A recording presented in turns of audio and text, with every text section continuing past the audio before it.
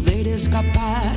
Y si el camino está lleno de lobos, habrá que aprender a cazar. Encadenado a tu codicia, sos brillante en ocultar. Ten cuidado con lo que me escondas, hay un destape a punto de estallar. Hasta en las más viejas ruinas tienen escrita la palabra poder. Todo vuelve en la vida, este sol vio imperios caer. Habrá consecuencias ante tantas faltas y engaños, ante tanto mal provocado, ante tan deliberada crueldad, amor. Habrá consecuencias porque no se miente de esa manera. Lo que nace en el odio se queda. Voy a rogar que una fuerza sobrenatural sentencie tu esencia.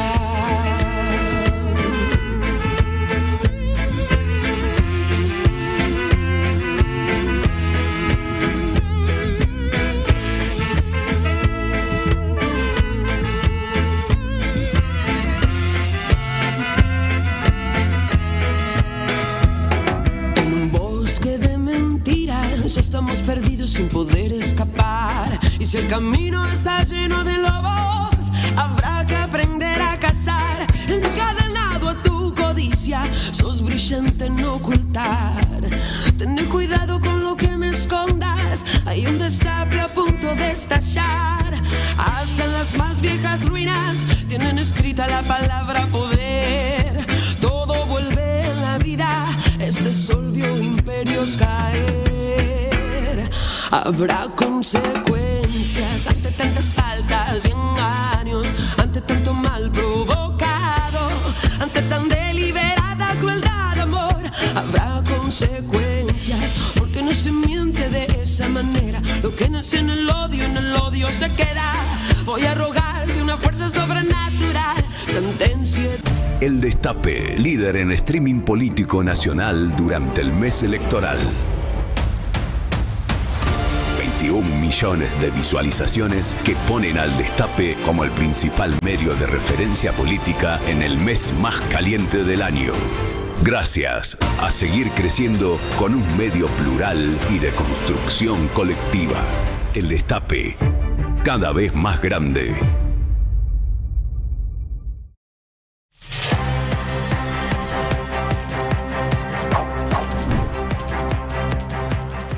Buen día, ¿cómo están? ¿Cómo andan?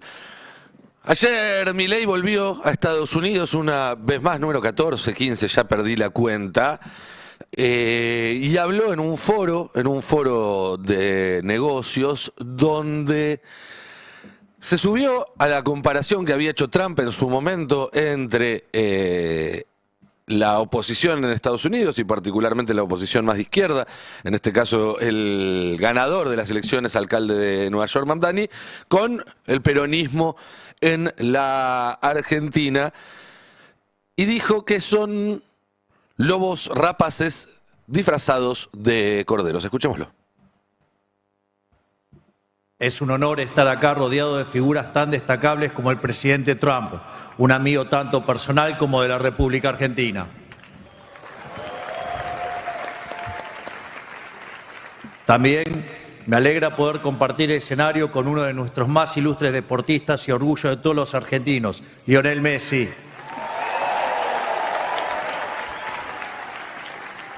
Un hombre que llevó el talento argentino a lo más alto del mundo. Una prueba viviente de que el esfuerzo, la dedicación y la pasión son capaces de generar milagros. Y la prueba de que a veces yo también puedo felicitar a un zurdo. Bueno, esa era otra parte del discurso. Más adelante él habla justamente de rapaces lobos. A ver si lo podemos tener. Yo creo que lo había... Sí, bueno. Es el 17, estaba mal, lo puse mal yo, perdón. Si lo podemos tener, porque Milei acusa a la oposición de ser lobos disfrazados de corderos. Ahora sí, veámoslo. Y una vez despejado el ruido político, ¿qué pasó? El mercado argentino tuvo su mayor suba histórica en un día, su mayor suba histórica en una semana y sigue subiendo, al margen que además bajó el riesgo país más de 400 puntos.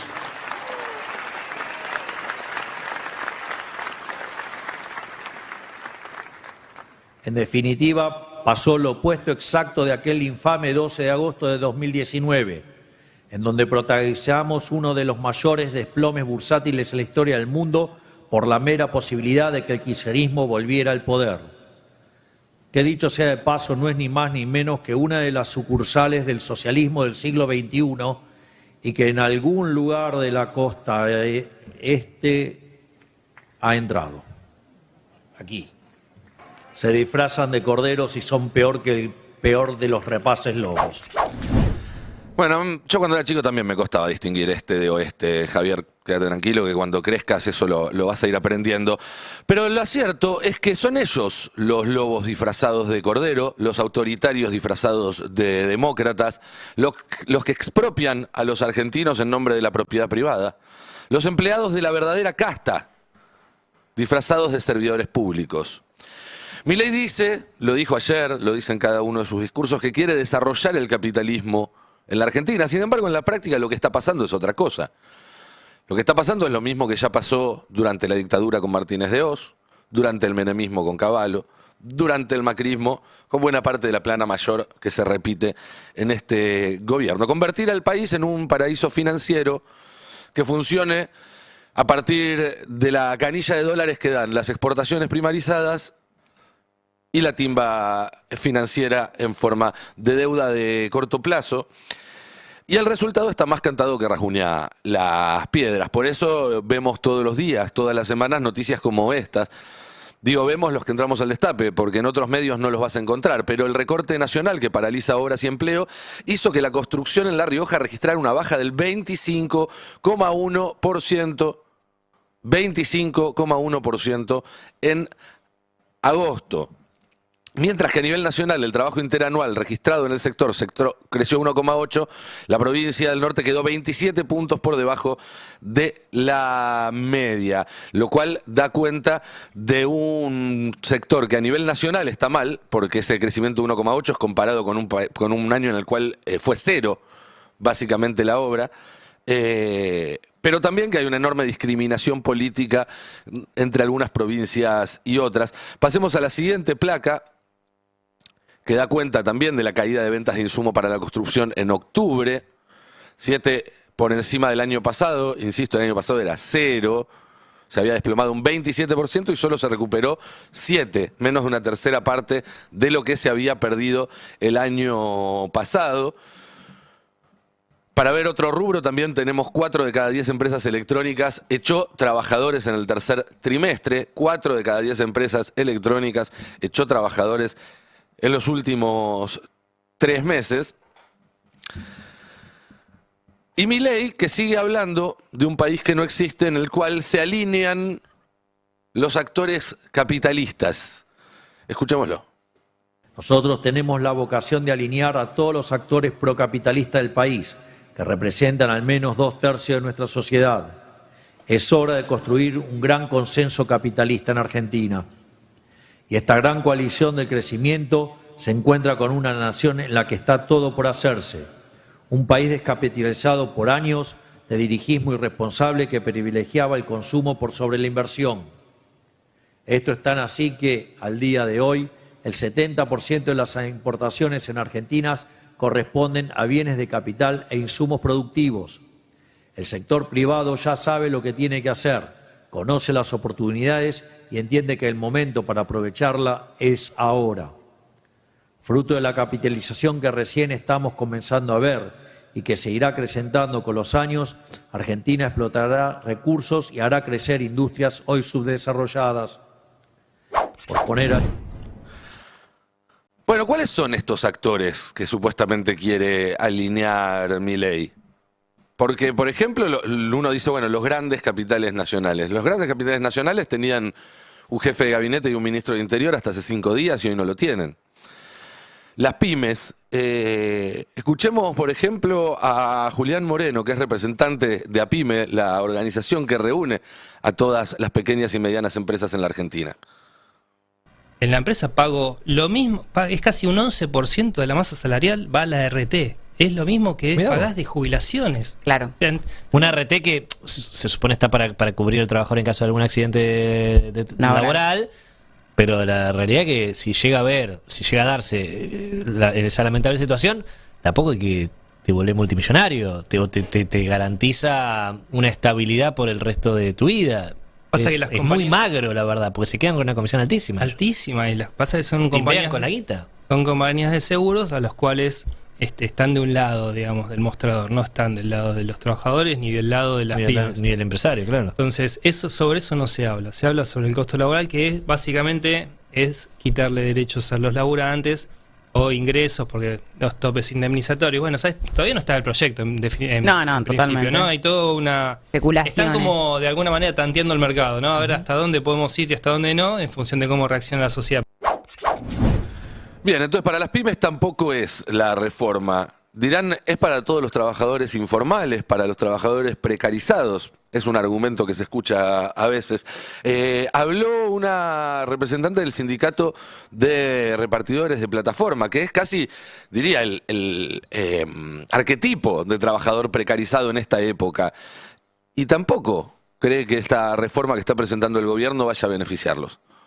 Nosotros, los repartidores por aplicación, hoy trabajamos sin ningún derecho laboral, en la precarización total, y vemos con preocupación esta reforma laboral y creemos que hay que rechazarla. No creemos que venga a traer nada nuevo para los trabajadores, porque lo que estamos viviendo hoy es una precarización muy grande. El 40% de los trabajadores, trabajadoras estamos no registrados, y el gobierno dice que quiere promover el trabajo registrado, pero en realidad lo que quieren hacer es que el trabajo registrado sea un trabajo sin derechos.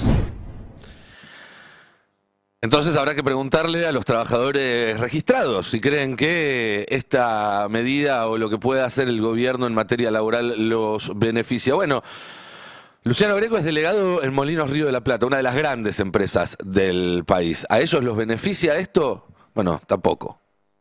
Han venido con esta situación de querer derogar la negociación colectiva dentro de la planta, todos los acuerdos que nosotros tenemos dentro de la empresa que mejoran nuestro convenio colectivo, derogarlos, eliminarlos y pasar a una negociación individual, que es prácticamente lo que está queriendo hacer el gobierno, principalmente con esta reforma laboral antiobrera, que es destruir la negociación colectiva.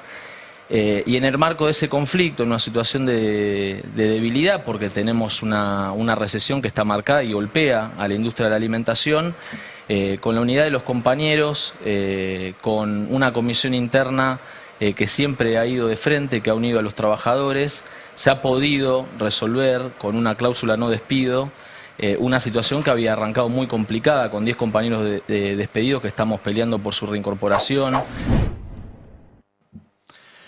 Bueno, en principio, felicitaciones. Hicieron ayer un gran programa, Gaby y Noé, lo hacen todos los días también, donde recogemos estos testimonios, pero lo que podemos ver es que las pymes no, los trabajadores que quedan afuera del sistema no, los trabajadores formales no. Y eso nos debería dar una pista de quiénes son los verdaderos beneficiados por lo que propone este gobierno. El capitalismo de Milei, ese nuevo paradigma del que hablaba en el audio que escuchamos hace un rato, es un capitalismo de lobos rapaces disfrazados, de ovejas, de supermillonarios que le hablan a través de X al tipo que labura 15 horas por día para llegar a pagar el mínimo de la tarjeta y les dicen que están a bordo del mismo barco. Dicen, somos todos argentinos de bien.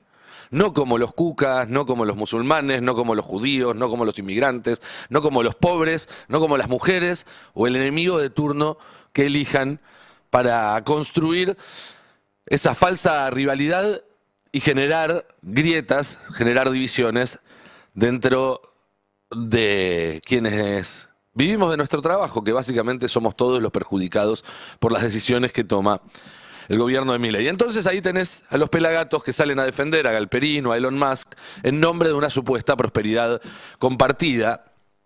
Pero también, como contraparte, algunos dirigentes de la oposición que piensan que pueden subirse sobre esas divisiones y sacar provecho para sí.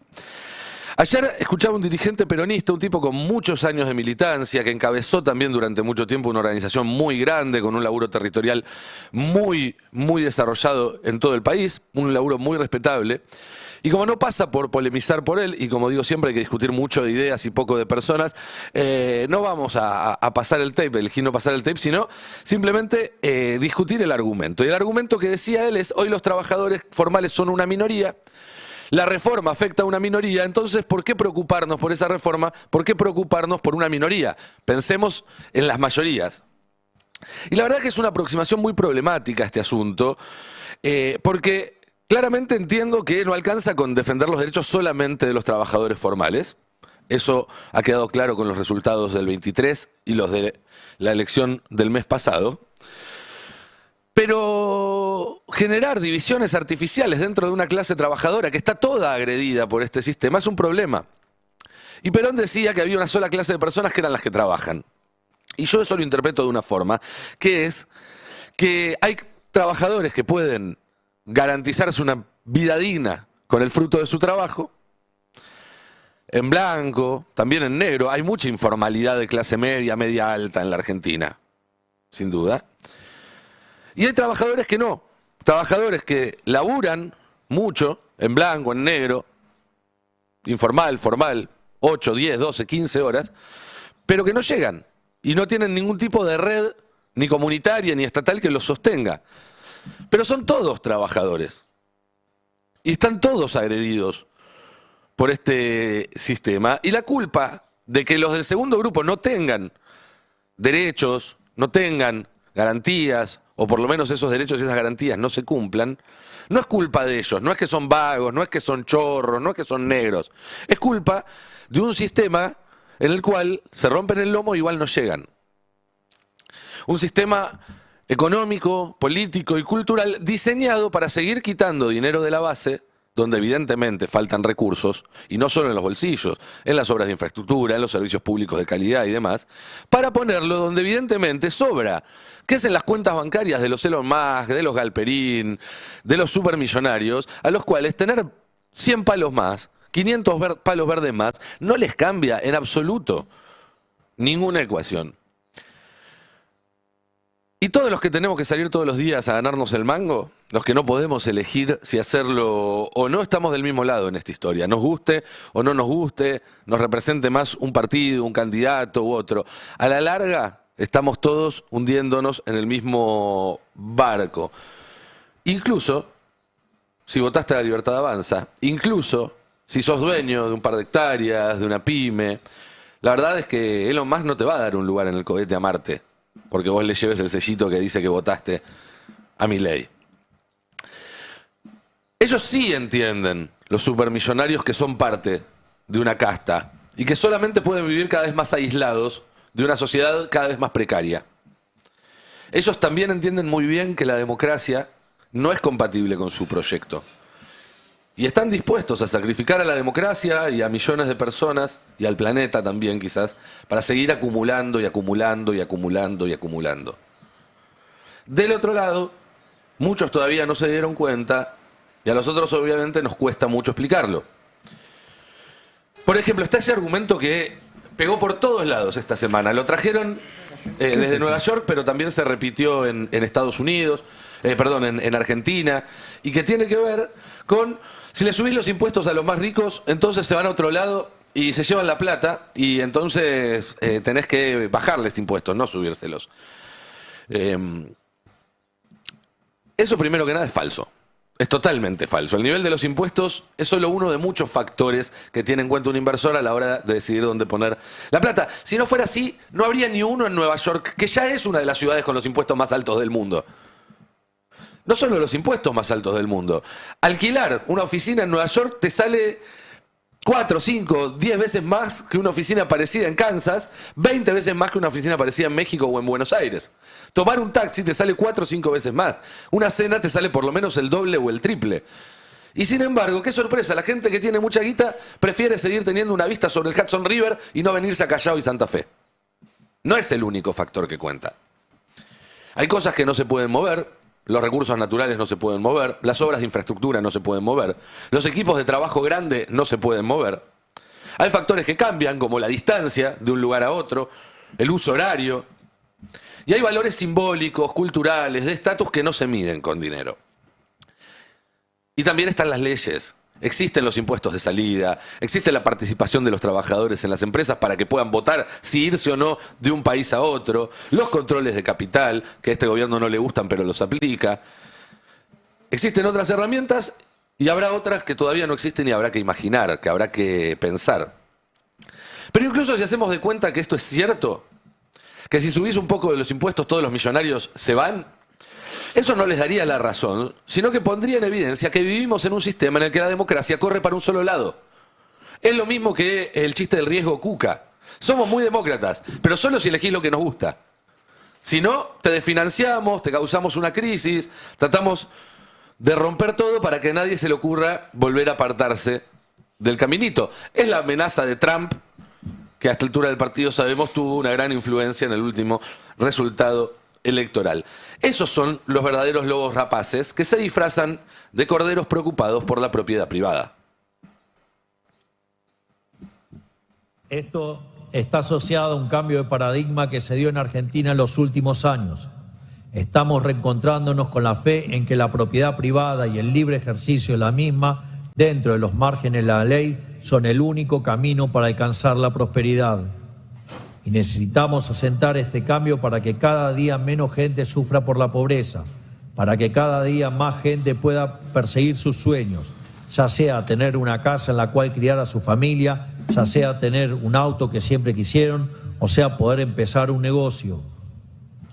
Porque el cambio es volver a traer la libertad y la responsabilidad para todos nuestros ciudadanos. Este es el país de la libertad con el que soñamos, y es un país con el que estamos comprometidos y estamos cada día más cerca de alcanzar. Un país que se alce como faro de un occidente adormecido por las mieles del Estado presente, por los argumentos falaces de quienes ven en el capitalismo un mal necesario y quienes bregan por un Estado presente que solo trae la ilusión del bienestar, que hoy, a costa de destruir el bienestar del mañana, como ha quedado demostrado en Argentina. Y lo quiero repetir de nuevo para que quede bien claro. Un Estado presente que solo trae la ilusión del bienestar de hoy a costa de destruir el bienestar de mañana, como ha quedado demostrado en Argentina.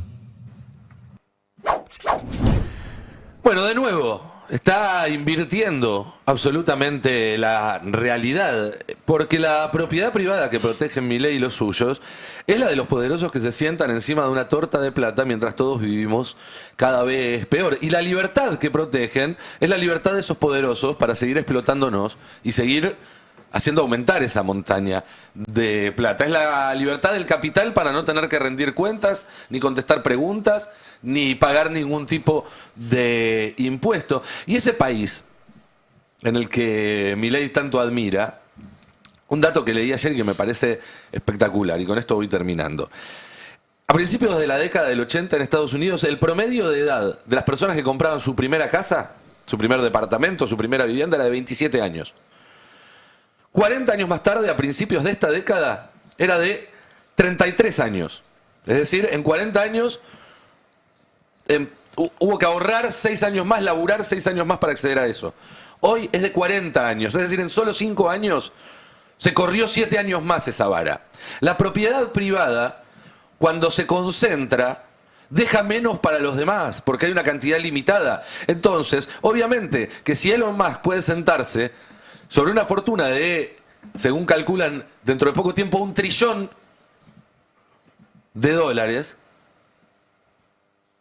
o lo que los yanquis llaman $1 trillón, que sería $1 billón de Argentina, para ser más precisos. Bueno, eso significa que hay un montón de gente que no tiene esa plata y que podría usarla para comprar su primera vivienda, su auto, para invertir en su empresa, para darle trabajo a otros. La libertad del capital implica que somos las personas las que tenemos que someternos para que el capital sea libre. Por lo tanto, para que las personas seamos libres hay que volver a ponerle límites al capital.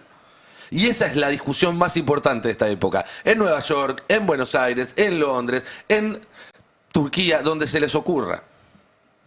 Porque los supermillonarios están empezando a comprar el planeta, a comprar los países. ¿Qué es lo que está haciendo JP Morgan con la Argentina? Que es un caso de laboratorio. La discusión de fondo es muy sencilla. ¿Qué vale más, la plata o la vida de las personas? Hay un modelo político que dice, la plata vale más. Si hay que tirar comida para que no caiga de precio, se tira comida. Si hay que echar a 500 personas para que el valor de una empresa suba, se echa a 500 personas. No importa la sociedad, no importa la organización en torno a esas empresas. Importa solamente que puedan hacer cada vez más plata. Esa gente ya tiene quien los represente. Ya tiene sus lobos rapaces disfrazados de corderos. Bueno, va siendo hora de que los corderos empiecen a organizarse. Empecemos a organizarnos, porque si no, vamos a terminar toditos a la parrilla. Buen día, ¿cómo están? ¿Cómo andan? Buenos días, Nico. ¿Cómo le va? Estaba pensando recién que iba a ser con $1 billón. No sé, no se me ocurre nada que se pase con tanta plata. Es que es mucha plata. Es demasiada plata, demasiado es mucha dinero. plata. Y yo pensando en poner una sala de ensayo. Son dos PBIs, en el famoso 2 PBIs. El hijo de Bonadío puso una sala de ensayo. Claro, Sí, está, que está igual muy bien. creo que no ¿Podés hacer llegaba eso mucho al más? Quiero billón. contar algo de eso. Upa. Fuera de micrófono. La gente quiere saber. Pero tenemos 1 hora y media tenemos para contar. Claro. Ayer dijiste que Pichetto era muy amigo de Bonadío Sí. y me acordé algo de la sala de ensayo, pero no puedo contar al aire. Perdón que lo haga así, pero... Vamos a tratar de Perdón, convencerte. Tano. En esta hora y media vamos a tratar de Pará, convencerte. quería volver, así salgo rápido de esto.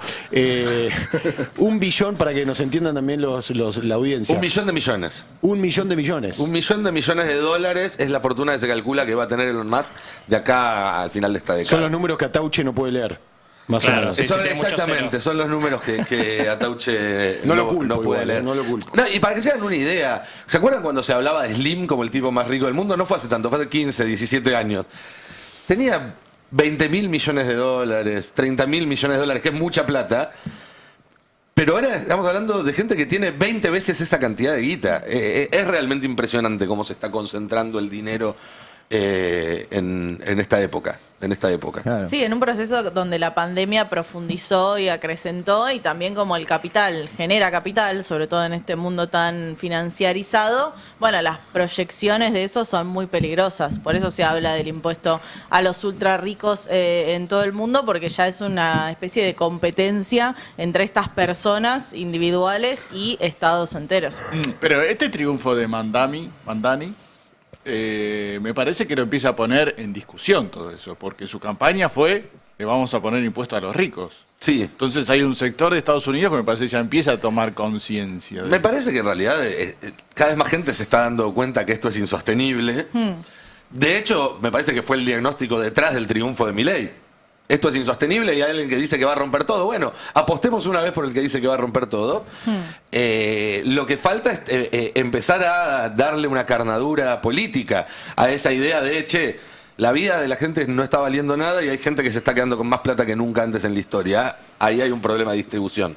Bueno, están también los avances de Lula en Brasil con esto de reducir el impuesto a la renta, que es el impuesto a las ganancias para los trabajadores que cobran menos de cierto monto, y aumentar los impuestos a efectivamente quienes tienen rentas muy altas. Yo creo que es por ahí la discusión, entender que si los más ricos, los ultra ricos, no pagan impuestos, bueno, los que terminan pagando son las mayorías, que son las más fáciles de gravar en términos impositivos, ¿no? Porque uno el IVA no decide si lo paga o no. En cambio, bienes personales en Argentina, según una declaración jurada, bueno, Sí. Han visto declaraciones juradas un poco maquilladas. Y terminan pagándolos doblemente. Por un lado porque ponen los recursos que no ponen los otros, pero por otro lado porque son los perjudicados por la caída de la calidad de la infraestructura, de los servicios públicos Total. y demás, que se da por el desfinanciamiento de los estados, porque Elon Musk no se toma la línea E, porque Galperín... Si hay muchos Sí, no va al baches en la hospital público. ruta, Montevideo- se compra un helicóptero. En Montevideo no hay subte. Claro. Claro. Donde tienen La sus- colonia tampoco. sus No estaría oficinas. mal igual. ¿Qué? ¿Subte a Montevideo? Sí. Por ahí, pero por Sí. ahora no hay, y él tiene las oficinas ahí en el World Trade Center de Montevideo, que es una zona franca para no pagar impuestos ahí. Bueno, esa es una dificultad, por ejemplo, nuestra para subirle los impuestos a los más ricos. El tipo dice, bueno, me voy a vivir a Montevideo, como Claro. hizo Andate. Galperín. Sí. Andate, exit tax. O sea, querés sacar tu plata de acá, tenés que pagar una torta para irte. Claro, Estados Unidos te cobra... Claro. si haces Muchos eso. países te cobran eso. O le quitás, o te querés ir, no tenés más derecho a pedir subsidios del Estado argentino. ¿Son cuántos? ¿100 palos por año más o menos? Es solo la parte de la ley de economía y conocimiento, 100 palos por año. Siempre hay herramientas para negociar. El tema es que se acepta la lógica de no les podés poner impuestos porque se te van. Y una vez que aceptaste esta lógica, ya medio que arrancás perdiendo el partido, ¿no? Sí, y la contracara de creer que bajándole los impuestos vas a conseguir que paguen mejor, ¿no? Porque como son impuestos más chicos, entonces los van a pagar. Y pasa todo lo contrario. Digo, si vos tenés menos impuestos y por ende tenés un Estado que tiene menos recursos y que puede auditar menos, en realidad la informalidad aumenta. Entonces es un problema en varios sentidos porque no funciona o porque por ahí lo pensamos en términos de, bueno, los impuestos en nuestra vida y la vida de alguien que es multimillonario es diametralmente distinta a nuestra vida, en términos de dónde viven, de qué consumen, de qué a dónde van, que probablemente no compartas nunca en tu vida un espacio con un multimillonario porque no está haciendo ni siquiera la fila con vos en Aeroparque, ¿se entiende? Entonces es muy difícil porque uno lo pone en planteo de su propia vida y no es nuestra propia vida, chicos, están en otros lugares. Sí, sin ninguna duda. Y justamente como la vida de ellos está tan lejos, la destrucción de todos los espacios comunes no los afecta. Claro. Que es lo que sí termina afectando al sistema en su conjunto. Y hay un ejemplo muy claro de esto que yo cada tanto menciono, alguna vez lo he contado en el destape, pero el público se renueva. La lista Forbes de las personas más ricas dice mucho, más allá de los nombres, más allá de las caritas. Y en los años 80 y en los principios de los 90, un habitué del top 3 era el dueño de Walmart. El dueño de Walmart aparecía todos los años, puesto 1, puesto 2, puesto 3, puesto 2, puesto 3, puesto 1. Hoy, la única persona en el top 10 de personas más ricas del planeta, en blanco, porque habrá algunos que no aparecen en esas listas seguramente, son todos o bien dueños de empresas de tecnología, de los Zuckerberg, Musk y demás, o bien dueños de fondos de inversión, con una sola excepción, que es el señor Arnault, un francés que es dueño de Louis Vuitton, de varias marcas de lujo de champán, de varias marcas, alguna marca de lujo de autos y demás. ¿Eso qué significa? Que las personas más ricas del planeta hace 30, 40 años se ganaban esas grandes fortunas vendiéndole pollo, pañales, harina, gaseosas a millones de personas, y hoy esas grandes fortunas se hacen vendiendo champán, joyas, carteras y autos de lujo a unos pocos, porque ese mercado, a pesar de ser muy pequeño, se volvió tanto más poderoso en términos de poder de consumo. Hoy puede consumir tanto más un rico que una clase media, que conviene venderle a los ricos y no a la clase media, aunque sean muchísimos menos. Y eso habla muchísimo del mundo en el que vivimos. Y por eso también marcaba la pandemia, ¿no? Porque estas empresas despegaron, así cuando uno ve el crecimiento exponencial, se da a partir de la pandemia, sobre todo en las empresas tecnológicas. Y también se habla un poco, en los 2000 hubo esta crisis financiera que fue de las .com, ¿no? Esta idea de que se pensaba que Internet iba a revolucionar todo, no digo que no lo haya hecho, pero de una manera mucho más profunda, y después esa burbuja explotó también. Entonces, también estas riquezas milmillonarias y demás tienen mucho que ver con la especulación financiera y hay que ver cómo va a evolucionar eso. Tesla hoy en día es una empresa que está recontra hipervaluada y después si uno ve efectivamente el producto que realiza, no dice, uy, qué importante que es para la humanidad que exista este auto que muchas veces se choca porque maneja solo. Es horrible encima. Más allá de que estéticamente es espantoso. Entonces digo, también hay que ver cómo va a seguir evolucionando esto porque sostenibilidad no tiene y tampoco tiene tanta materialidad detrás. Es justamente esto, no es la empresa que le vende y que tiene supermercados por todo el mundo, sino que son en muchos casos burbujas financieras que hay que ver por cuánto tiempo se van a sostener. Ayer hubo una noticia importante de OpenAI, que es una de estas grandes empresas, que salió a buscar financiamiento y muchos salieron a decir, che, pará, si te está tan bien como vos decís, ¿para qué salís a buscar financiamiento? Que te financie el gobierno de Estados Unidos. Y se habló de que los mismos tipos que apostaron en contra de la burbuja inmobiliaria en 2008 y le hicieron explotar, está esta película de Big Short, que es muy buena, ahora están apostando en contra de la burbuja de la inteligencia artificial. Bueno, sí, la inteligencia artificial es como esa nueva burbuja por ahí más notoria, pero todo el mundo de las tecnológicas está bastante inflado. Y también, digo, no quiero ser apocalíptica con esto, ¿no? Pero si estamos entrando en un mundo más tensionado y en un mundo más multipolar, y bueno, en esos momentos también las burbujas especulativas en general se desarman, y por eso el precio del oro, y por eso la vuelta, si se quiere, a lo más material, concreto, de decir, bueno, tengo esto que es físico y que si pasa algo lo tiene valor en sí mismo. Está claro. Y la otra parte de la historia, porque una es esa, ¿no? Como claramente cada vez está más claro que la pelea es entre los supermillonarios y el resto del planeta.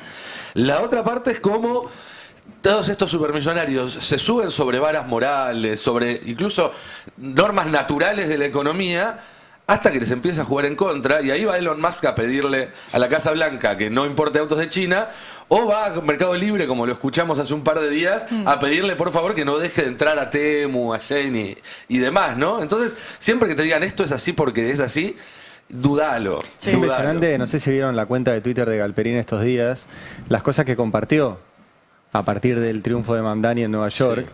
Compartió un posteo de un tipo que es el presidente de una organización bautista o baptista, no sé bien cómo se pronuncia, donde el tipo pone un gráfico de cómo fue bajando la cantidad de población blanca en Nueva York. Uf.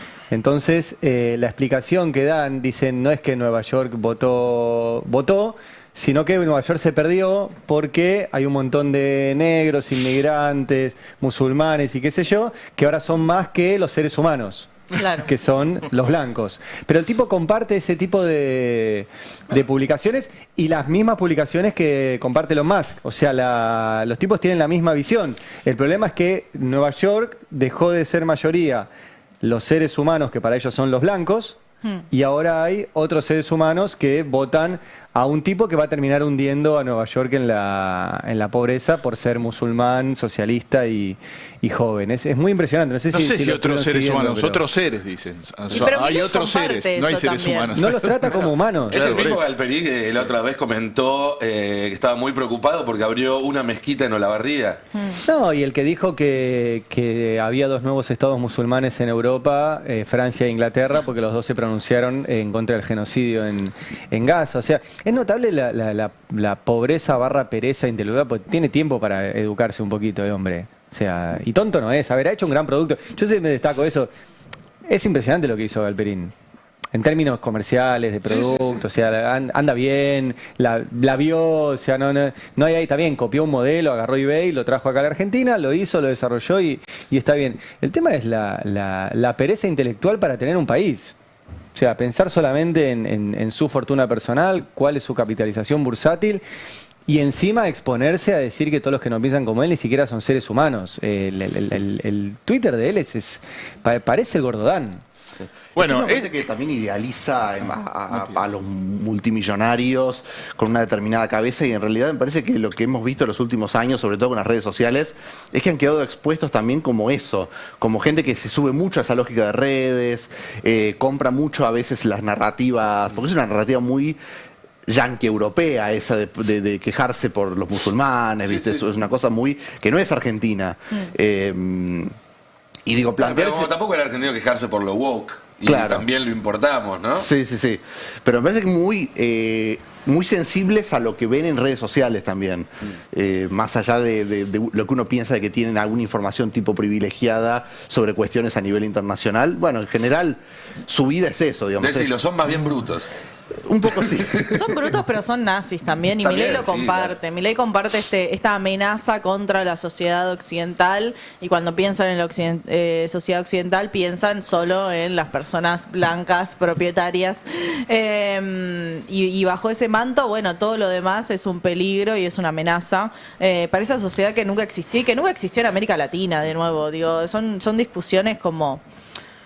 Que no tienen mucho más sentido que simplemente marcar a la otredad como algo que te tiene que dar miedo. Y encontrar un enemigo en común para armar estos mosaicos de los ingenieros del caos que... Sí, ayer aparte en el discurso me sorprendió que equiparaba el tema del socialismo del siglo XXI con lo woke, pero son dos cosas distintas, ¿no? Uno tiene que ver con la economía y otro con el progresismo, con cierta mirada, pero es como que es lo mismo. La lógica de ellos es un poco lo mismo, la lógica de Agustín Laje y demás. Ellos dicen, bueno, cuando cae el muro de Berlín, la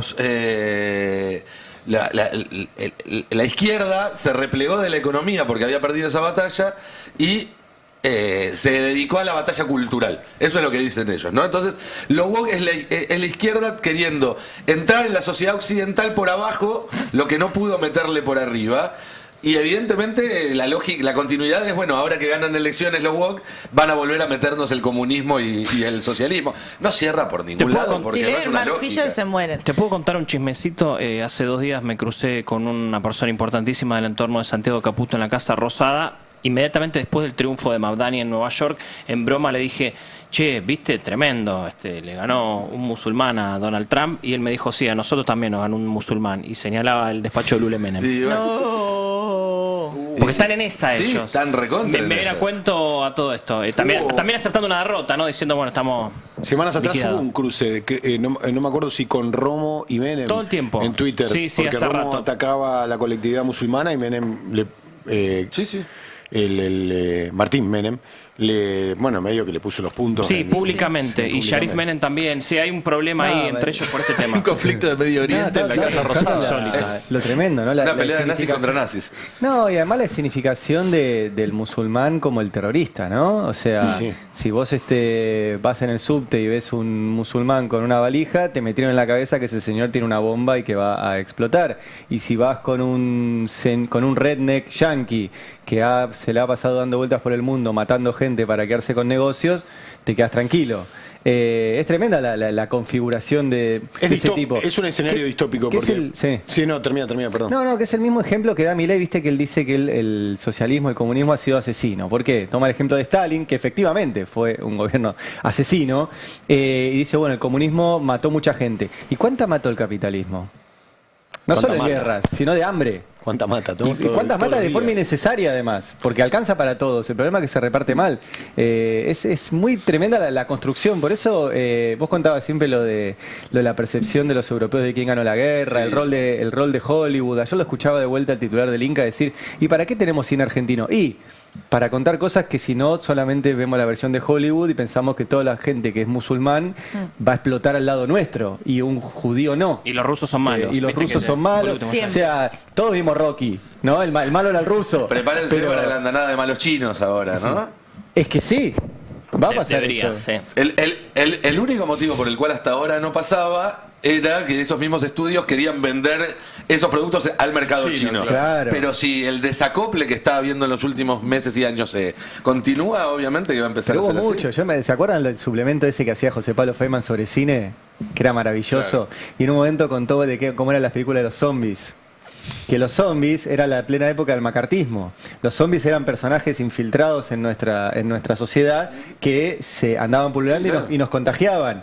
Y esos eran los comunistas infiltrados en la sociedad y habían hecho todo un cine para meterte en la cabeza eso. Bueno, la verdad que laburan un montón. Extraterrestres hubo muchas así, que se hacían pasar por humanos y También. Bueno, es el video de Milei del QK12, ¿no? El virus QK12, el video de Milei, ese tiene que ver mucho con esto que están contando. Sí, es terrible. Respecto a esto que decía de los empresarios que no tienen proyecto de país, me parece que Cande era lo que tenía, ¿no? Está esta idea de lo que salió ayer, este video de comparar Paraguay con Argentina. Es increíble. Lo eso. vemos, ¿le parece? Dale. Lo tenemos en el tape 2, este video que hizo la UIA joven con la UIA de Paraguay, que entre nos a la UIA de Paraguay le dicen Unión de Importadores de Paraguay, como para que dimensionemos un poco las diferencias, ¿no? Pero veámoslo. Industrial argentino versus industrial paraguayo. ¿Están listos? Vamos. ¿Cuánto pagan de IVA? Nosotros pagamos 10%. ¿10%? ¿Qué hijo de puta? 21 en Argentina. ¿Cuánto pagan en Paraguay y en Argentina de ingresos brutos? En Paraguay no existe eso, cero. Dios mío. Entre el 3 y el 6%. ¿Cuánto pagan de impuesto a las ganancias? Eso sería el IRE, impuesto a la renta empresarial, que se paga 10%. ¿10%? 35 en Argentina. ¿Cuánto pagan de impuesto al cheque? Primera vez que escucho. 1,2. ¿Cuánto pagan de tasas municipales? Bueno, depende de cada municipio, pero es una tasa por metro cuadrado, no tiene nada que ver con la actividad económica que esté haciendo dentro de ese espacio. Está directamente relacionada a la actividad económica, es entre el 3 y el 6% de la facturación dependiendo del municipio. Te matan. ¿Cuánto pagan de cargas laborales empleado-empleador? Bueno, en Paraguay es 25% y medio, 16% y medio lo paga la empresa y 9% lo paga el empleado. 48% todo para la empresa. Siempre hablamos diferente diferencia entre productividad y competitividad, con esta competitividad estructural va a ser muy difícil. Última pregunta. ¿Cuánto paga de impuesto a la renta el régimen Maquila? 1%. Bien, hacen la comparación de los impuestos que pagan en Argentina y en Paraguay. El marco general de esto es obviamente que Argentina tiene una estructura impositiva más compleja y más alta que la de Paraguay. Uno podría decir en esta narrativa del gobierno también de flexibilización laboral, de hacer que las contribuciones patronales sean más bajas para fomentar la formalización, que si Paraguay tiene una presión impositiva que es tan baja, es 1/3 casi de lo que es la presión impositiva en Argentina, entonces Paraguay debería ser 100% formal, ¿no? Digo, si es tan bajo los impuestos que tienen que pagar, ¿cómo no los van a pagar?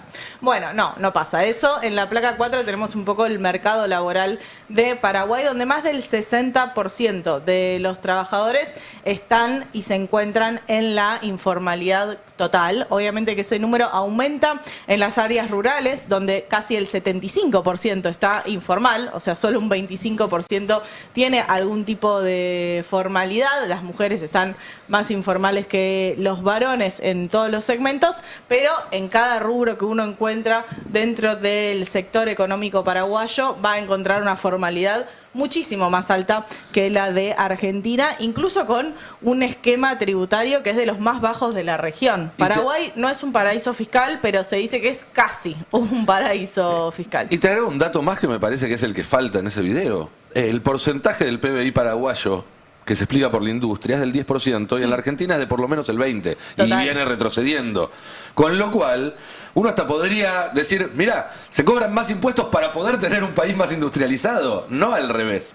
Claro. ¿Por qué? Porque esos impuestos se invierten en tendido de energía eléctrica, que la necesitas para poder abrir una fábrica, en asfalto para que los trabajadores puedan llegar hasta la puerta de la fábrica, no sé. En escuelas técnicas. En escuelas técnicas, en pagar mejores salarios para que la gente pueda comprar lo que se fabrica en esas fábricas.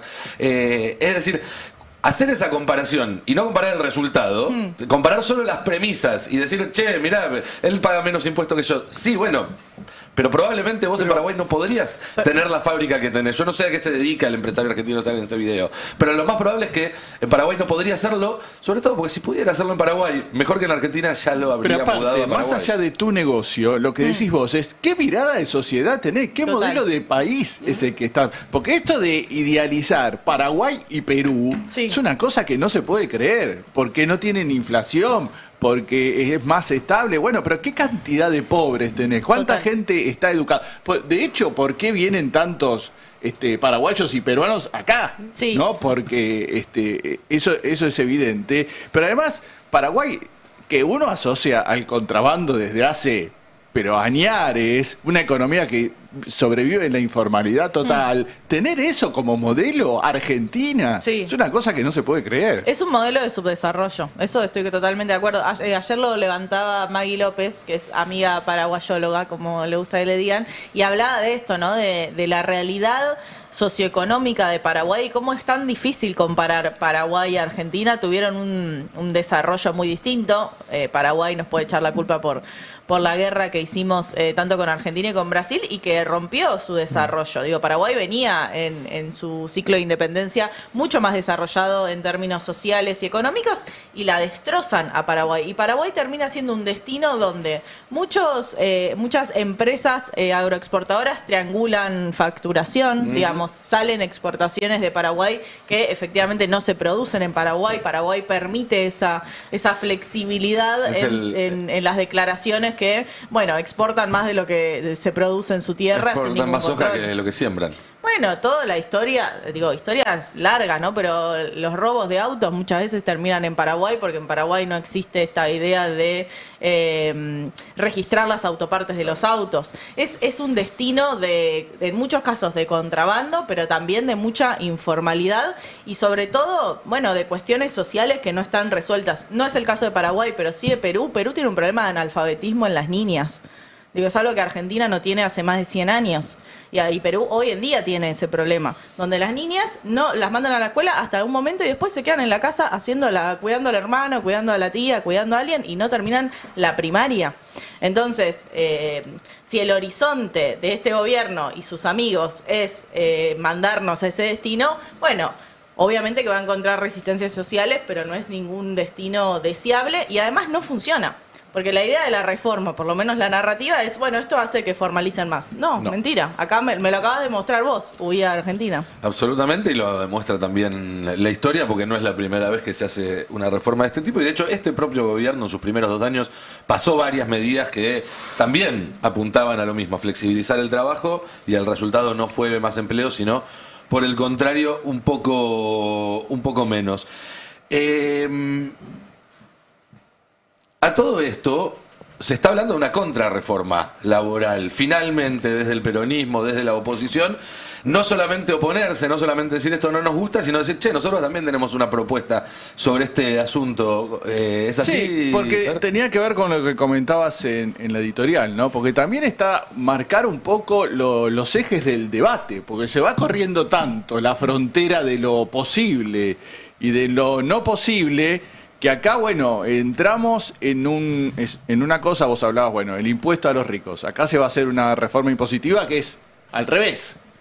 Y reforma laboral, lo mismo. Por eso se van a juntar la semana que viene los diputados de origen sindical, que está en el bloque de Unión por la Patria. Tenemos a Sergio Palazzo, a Paco Manrique, a Hugo Yasky, Vanessa Sila, y bueno, ahora eligieron a Hugo Moyano. Está Pablo Carro también, que está por vencer su mandato.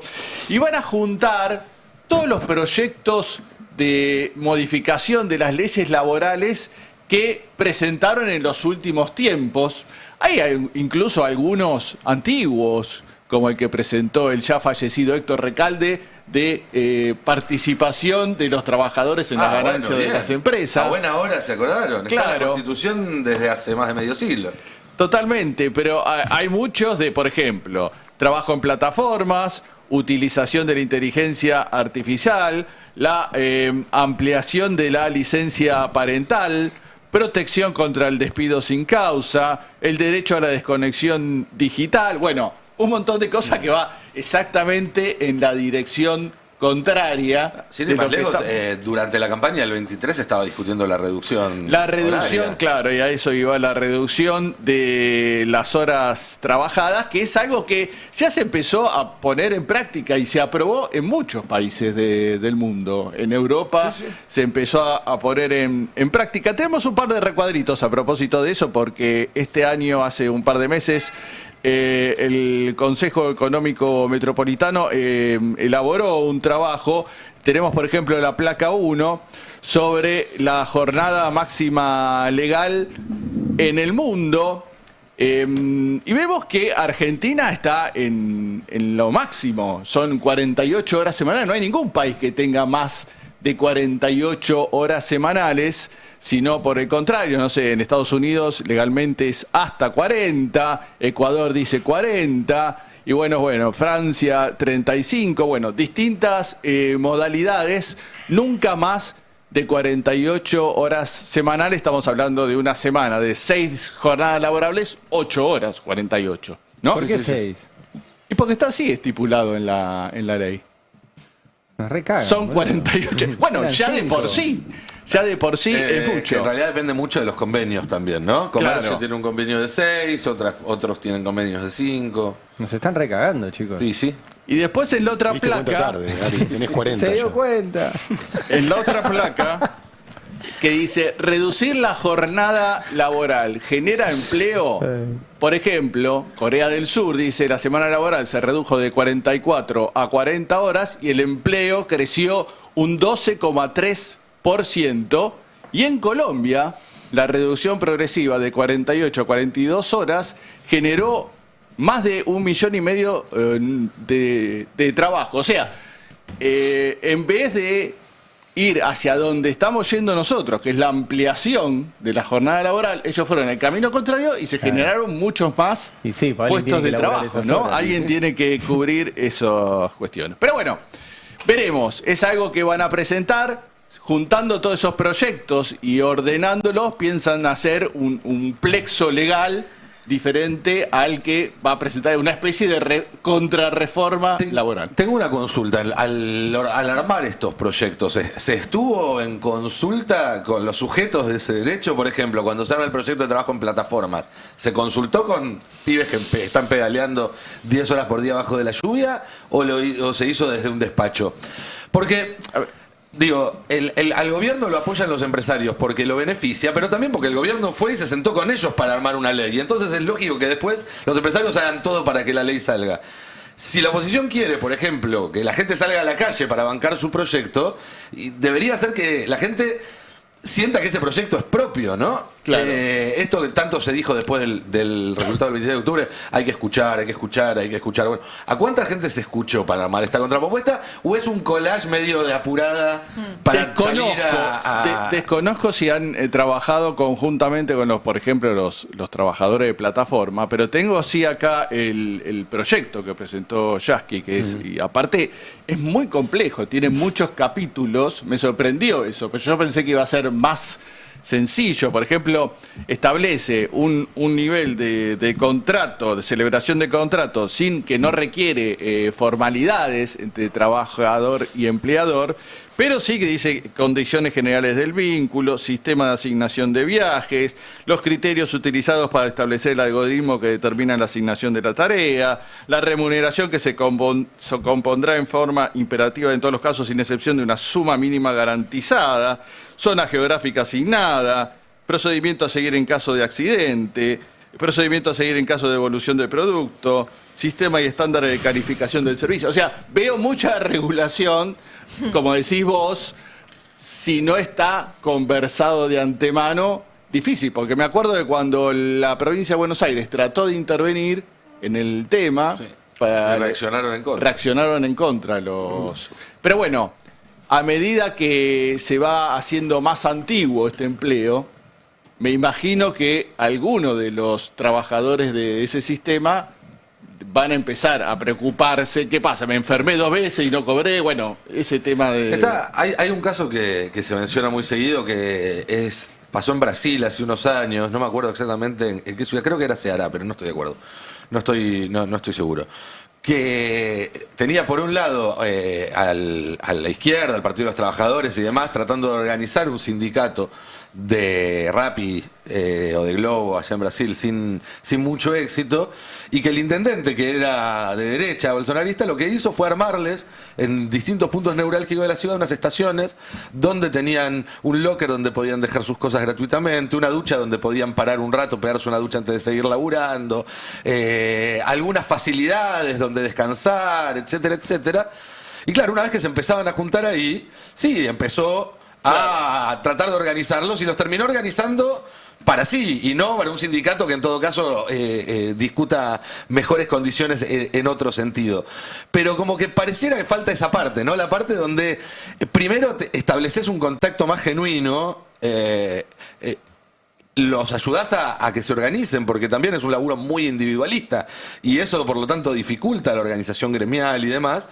Y después sí, una vez que los tenés juntos y que se empezaron a organizar, es mucho más fácil sentarte y decirles, muchachos, nosotros estamos proponiendo esto, ¿qué les gusta, qué no, qué sugieren ustedes que se podría mejorar? Claro, uno por uno en la esquina no los vas a pescar. Los problemas son comunes, ¿no? Los problemas de los chicos. Ahora, lo importante de todo esto es saber si el peronismo va a tener una posición unificada, ¿no? En el tema de reforma laboral, porque estamos viendo...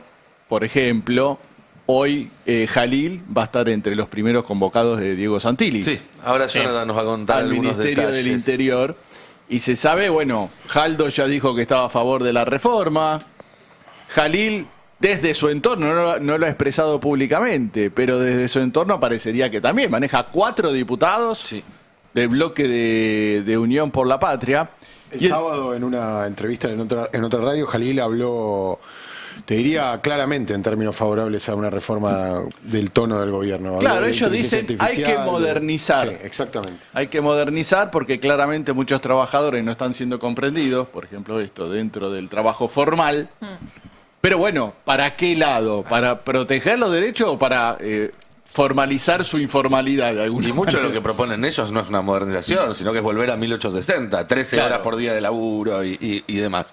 Es Claro. todo lo contrario a modernizar. Claro, lo que dicen los diputados quieren volver a la época previa al peronismo, ¿no? Ellos dicen volver a la década infame. Y está el tema de la CGT, que genera muchas dudas, ¿no? Este nuevo cuantas. triunvirato de dirigentes de poco peso, donde, bueno, parece que Gerardo Martínez, que colocó ahí a Cristian Jerónimo, tiene, por ahí es el de mayor voz, y Gerardo Martínez se vino caracterizando por ser uno de los, bueno, es casi un emblema del sindicalismo dialoguista. Hasta le queda chiquito dialoguista a esta altura del partido, ¿no? Apareció, viste que Carolina Lozada apareció diciendo, estamos trabajando muy bien con Gerardo Martínez, senadora radical, muy cercana a Libertad Avanza, lo tenemos, ¿no? Ese tape, el tape 5 de Carolina Lozada elogiando a Gerardo Martínez, cosa sorprendente. A ver, la escuchamos. Resuelta la conducción de la CGT, ¿te imaginas que va a ser un poco más sencillo avanzar con esa discusión de la reforma laboral? La verdad no lo sé. Nosotros venimos muy bien con Martínez en este momento, trabajamos muy bien con él. Con Gerardo Martínez. Sí, Gerardo Martínez. Sí. Es una persona amable, una persona que entiende además y veníamos trabajando muy bien con él. Obviamente que él se tiene que dar vuelta y hablar absolutamente con toda la CGT, lo cual es más difícil llegar a acuerdos con ellos, pero bueno, veremos ahora cómo se van desarrollando las cosas. Es algo demasiado novedoso y... Bueno. Sí. Martínez, además, que es el jefe del sindicato más afectado por este gobierno. Porque si hubo un rubro que este gobierno destruyó, fue la construcción, a partir de la suspensión de la obra pública y también de que cayó mucho la obra privada, porque se volvió muy caro en dólares construir. Recordemos que Carolina Lozada integra el Consejo de Mayo, esta pantomima que armó el gobierno para mostrar gobernabilidad, y en esa mesa está sentado Gerardo Martínez. Por eso también, evidentemente, también hay una buena relación. Yo lo conté ayer, lo repito hoy, en el gobierno cayó muy bien este nuevo triunvirato de la CGT. La línea del gobierno sigue siendo la misma que antes, que es seguir en diálogo con la CGT. Recordemos que no se terminó de romper nunca el diálogo entre la central obrera y el gobierno. En un momento el interlocutor era Guillermo Francos, también Santiago Caputo. Va a seguir en esa misma línea el gobierno. Dicen que gente muy capaz, la que va a asumir este triunvirato que va a asumir, que necesitaban una renovación. Esto lo dijeron ayer inmediatamente en la Casa Rosada. Están evidentemente contentos con este nuevo triunvirato y que los van a convocar en cualquier momento para tratar de, obviamente, debatir y terminar de meter finalmente la reforma laboral. Obviamente tienen que tener diálogo con la CGT de todas maneras. Así que hay que ver cómo se da este nuevo diálogo con esta nueva gente. ¿El plan del gobierno sigue siendo que esto se trate antes de fin de año? Si se mete rápidamente el presupuesto, sí, hay dudas igual sobre esto. Si no, se pateará para fin de enero o febrero. Pero sí, la idea del gobierno es sacarse encima todo rápido este año. El tema es que hay que ver cuánto demora el tratamiento del presupuesto. Lo primero que va a tratar el gobierno ahora en diciembre, en sesiones extraordinarias, es el presupuesto 2026. Pero hay que ver cuánto se demora. Se puede llegar a demorar varios días. Si lo mejor ya no le dan... Presupuesto, reforma laboral y después reforma tributaria. Sí, y reforma penal también. Y la penal. Yo creo que tenía que lo más probable, o por lo menos lo que veían más probable, es que en este periodo de extraordinarias llamadas del 10 de diciembre al 31 de diciembre pudieran concretar reforma laboral en una cámara y pasar a la segunda cámara para principio del año que viene. No aprobarse completa, sino tener media sanción. Claro. Sí, que cosa que ahí sí le pueden llegar a dar los tiempos, o sea, en una sola cámara. Pero nada, en el verano evidentemente va a haber, si no va a haber una resistencia muy fuerte de parte de un sector del Congreso.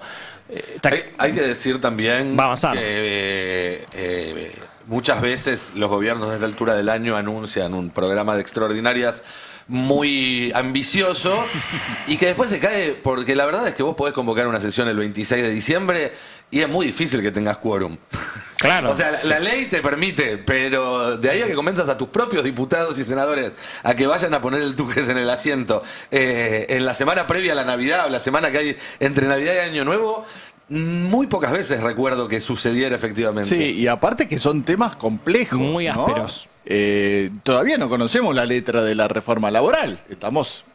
Seguimos por los borradores, pero no está la letra de la reforma laboral. Me imagino que una vez que aparezca va a ser discutida, punto por, esperemos que sea Y discutida. todo además está subordinado a la discusión de un presupuesto, donde ahí Sí, porque en la reforma laboral ponele que los gobernadores tengan incentivos para alinearse con el gobierno, porque los sponsors de ellos son los mismos y demás.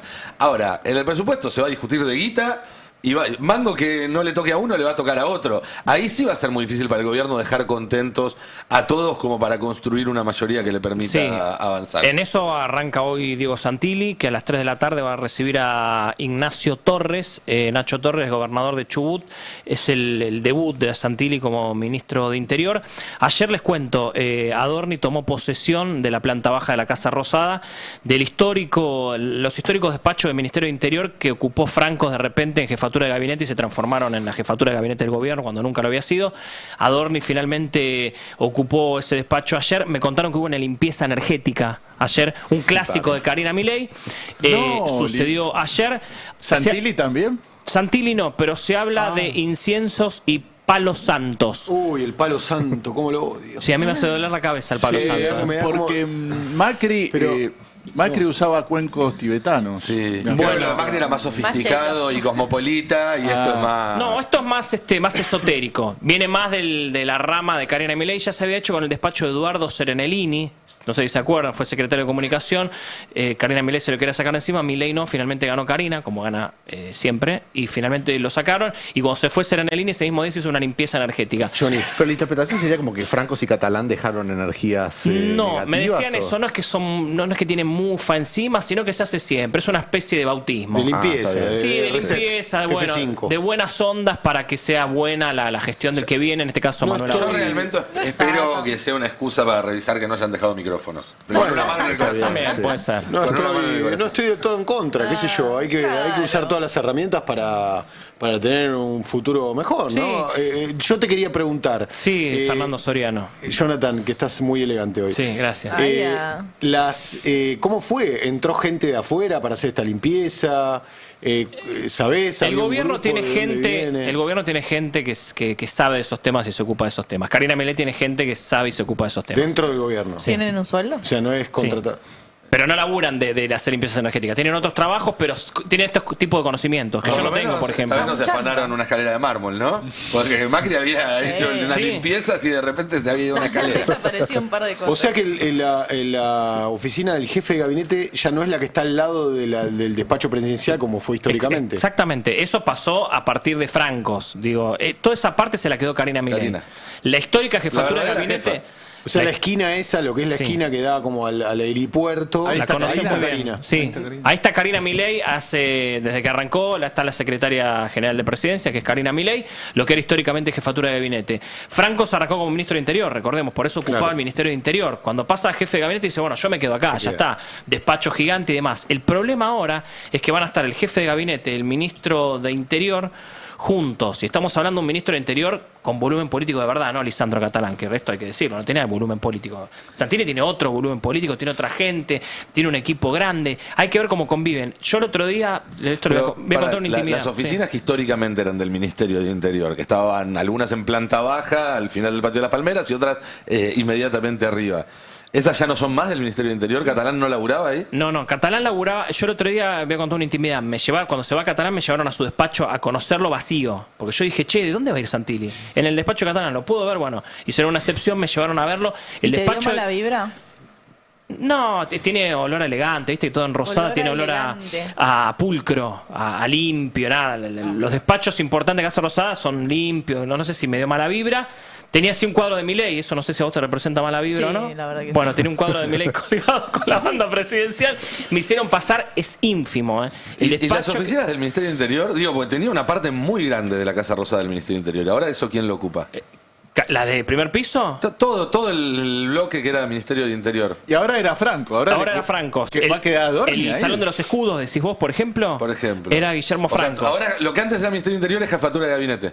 Lo era con Franco, jefatura de gabinete. La particularidad de ahora es que Adorni toma ese lugar como jefe de gabinete y Santilli, que tiene un volumen político muy grande, se va a quedar con un despacho muy chiquito. Lo vi el otro día, muy chiquito, casi que no tiene escritorio, tiene unos sillones.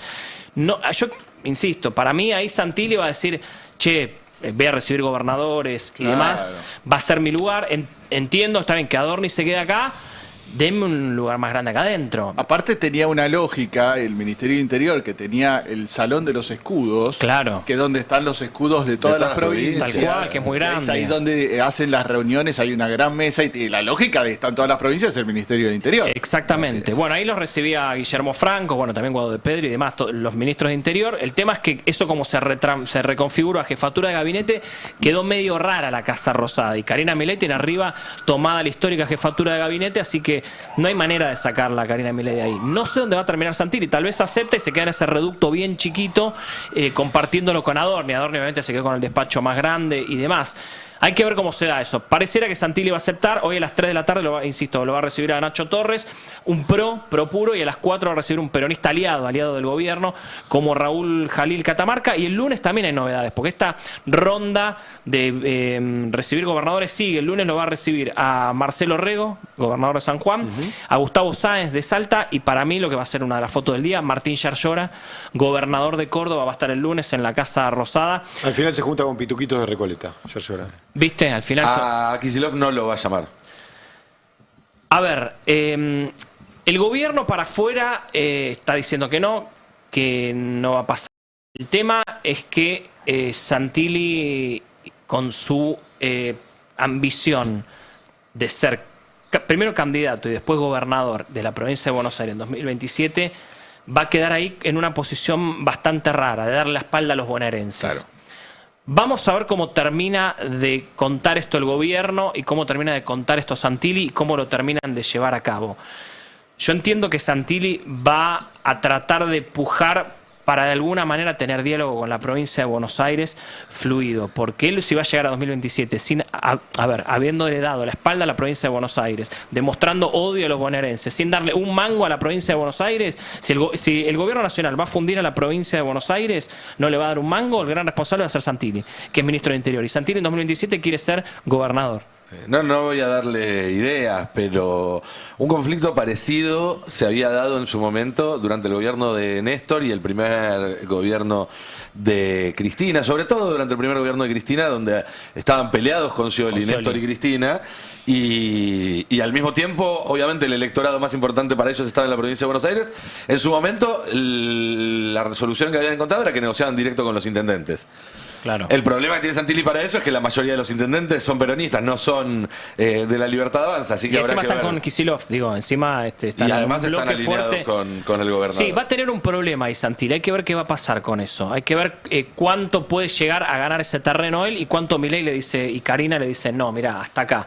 Lo veo más duro a Milei en eso, no tanto a Karina Milei, porque Karina Milei va a querer que una persona de la Libertad Avanza, como es hoy Diego Santilli, quiera que va a ganar la provincia de Buenos Aires 2027, o sea, ahí va a haber una puja entre los hermanos, porque el relato de Milei choca, estamos hablando por un lado de juntarse con un Axel Kicillof que tiene pretensiones presidenciales de 2027, de disputarle la reelección a Milei, pero por el otro lado la Libertad Avanza va a querer ganar la provincia de Buenos Aires, con un candidato sólido, mucho más sólido que Esper, no sé, o que Diego Valenzuela, que en un momento lo pensaban, me parece que Diego Santilli es un candidato sólido, para disputar, a lo mejor después no gana o pierde, pero para disputar es un candidato más serio. Bueno, de hecho ganó, por muy poquito, pero ganó. Claro, y tiene proyecciones ganó para 2 veces, 2027. de hecho. Ganó en el 21 bueno, y ganó en el ahí 25. se va a generar una incomodidad dentro del gobierno, dentro de la Libertad Avanza, entre Santilli y demás. Otra que está incómoda con la llegada de Santilli es Patricia Bullrich, un poco lo contaba ayer y lo cuento hoy, seguramente en unos minutos lo voy a desarrollar, porque se está dando una agenda del gobierno contra la provincia de Buenos Aires, contra Kicillof, y quedó en offside el otro día el gobierno. Ahora en unos minutos, si querés, lo cuento, porque hay muchas aristas sobre este tema, sobre el tema de la cuenca del río Salado y las inundaciones. Las inundaciones que hubo esta semana que fueron muy, pero muy importantes. Exactamente, pero hay un par de detalles que ahora voy a contar en algunos minutos que tienen que ver con el freno de las obras de Milei. El gobierno nacional es responsable de lo que el otro día salió a denunciar Patricia Bullrich, que encima tiene intereses creados Patricia Bullrich, porque en esa zona ella tiene un campo muy importante. No te puedo creer. Ahora, menos mal que estábamos en la importante. conferencia y le preguntaste. Porque si no, eso pasaba por ahí. Sí, la conferencia fue muy particular porque nosotros nos avisaron que esta conferencia de prensa hace 2 días, el miércoles fue a las 14 horas, nos avisaron 1 hora antes, che, va a haber una conferencia de prensa de Bullrich. ¿Sobre qué? No te podemos decir. Nos enteramos a las 2 de la tarde sobre qué iba a ser el tema, o sea, nos tuvimos que informar ahí en ese momento de qué se trataba la conferencia de prensa y nos pusieron la regla de que no se podía preguntar otra cosa.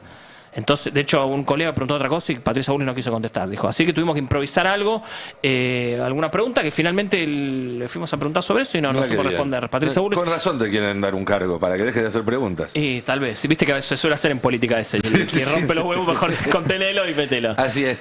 Hace un rato mencionabas a Yarlora, que va a estar el lunes en la Casa Rosada.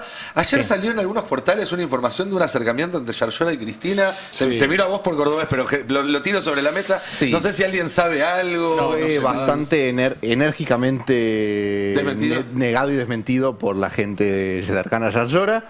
¿Y por la gente cercana a Cristina?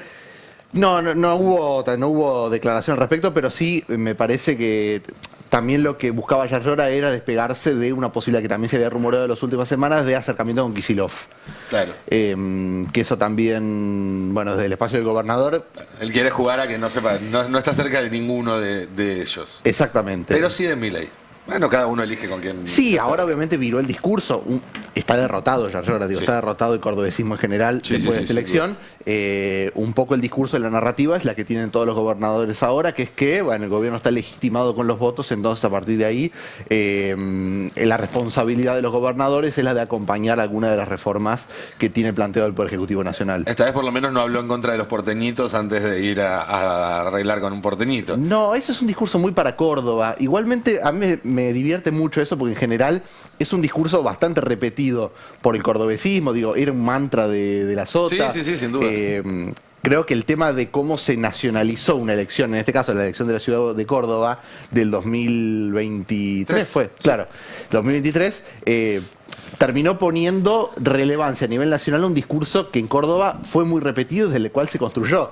Yo muchas veces lo analizaba esto de cuánto pesa en el cordobesismo el discurso antiporteño y en general localista, y que después ese discurso los deja presos a los dirigentes que encabezan eso para las búsquedas nacionales. Yarlora igualmente ahora lo que dice él es no tiene pretensiones nacionales, por lo menos inmediatas. Va por la reelección, que digamos. su objetivo en 2017 es ir por la reelección. El que está jugando más a nivel nacional es Schiaretti.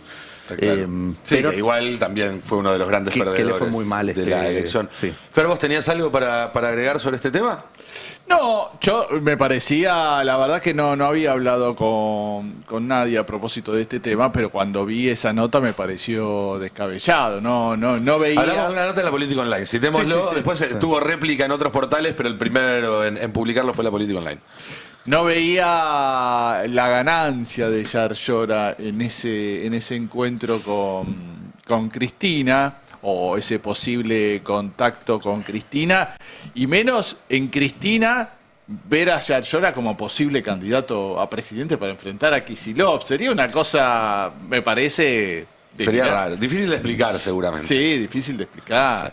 O sea, podés tener diferencias personales con Kicillof en el caso de Cristina, pero sería... una barranca ideológica muy extraña, ¿no? Y aparte un Yarlora esto derrotado, no estamos hablando de un Yarlora triunfante, que a lo mejor viene de una derrota fuerte. Digo. Y aparte con preocupación por el escenario provincial, digo, el peronismo de Córdoba gobierna Córdoba desde el 99, hace 26 años, y bueno, siempre cuando aparecen estas derrotas legislativas, igualmente pierde elecciones legislativas el cordobesismo. En general ha tenido una historia de perder elecciones legislativas, pero cuando aparecen estas derrotas aparece la preocupación de ¿qué pasa en 2 años?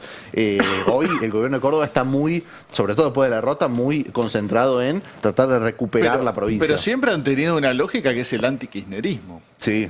Esa retórica la han mantenido siempre porque entienden que el electorado cordobés, bueno, de hecho quedó demostrado, ¿no? Entre lo que sacó La Libertad Avanza y lo que sacó Schiaretti, bueno, por eso me sonaba muy raro lo del acercamiento. Quedó muy bien parada La Libertad Avanza en Córdoba. Sacó un resultadazo con un desconocido, con un don nadie. Evidentemente prende el discurso de Milei, prende Milei en Córdoba, por eso está preocupado. ¿Quién será el candidato a gobernador, no? Bueno, porque que tenga ahí está siempre Agustín Laje sonando. Hay un tema con eso, que es, hay dos que se han anotado en la carrera y van a tener un problema si ninguno de los dos cede, porque pareciera que ninguno de los dos quiere ceder.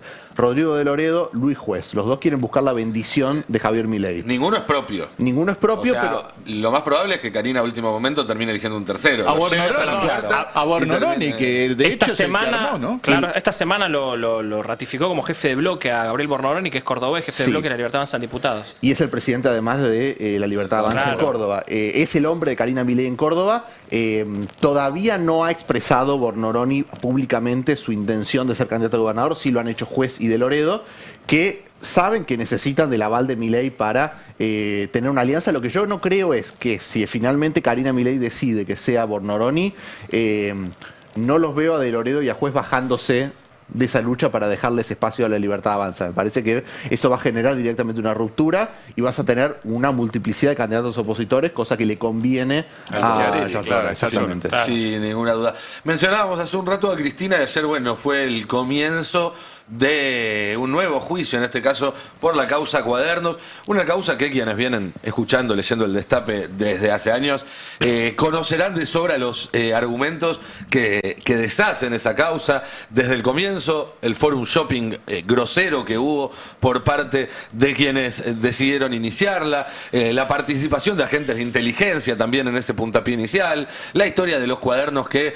estaban, después dejaron de estar, después volvieron a aparecer, se quemaron, se desquemaron, tienen distintas letras, son de distintas épocas, pero lo cierto es que en esta Argentina en la cual se saca el mismo día un fallo o varios fallos liberando de culpa y cargo a dirigentes antiperonistas y otros fallos persiguiendo a dirigentes peronistas, la verdad es que ninguna de esas certezas que hay sobre el contenido del expediente puede transmitirse en una certeza en cuál vaya a ser el fallo de los jueces, y eso se vio ayer en el primer día desde el principio, ¿no, Mati? Sí, ayer arrancó el juicio, para quien no sabe, fue el inicio del juicio de la causa Cuadernos.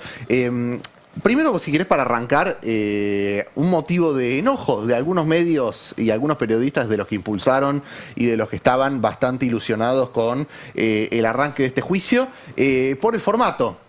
Parece que no les gustó que fuera virtual. El juicio se desarrolla por vía Zoom, no es presencial en el tribunal. Los que están presencialmente son solamente los jueces que integran el tribunal. Pero hubo algunas quejas sobre eso. Vamos a arrancar con ese tape de Pablo Rossi, quejándose de eso, y vemos un poco lo que fue el juicio. Por lo que representa la confesión, debería haber obtenido un premio procesal mucho mayor. Pero la ley argentina es mezquina, salió con forceps.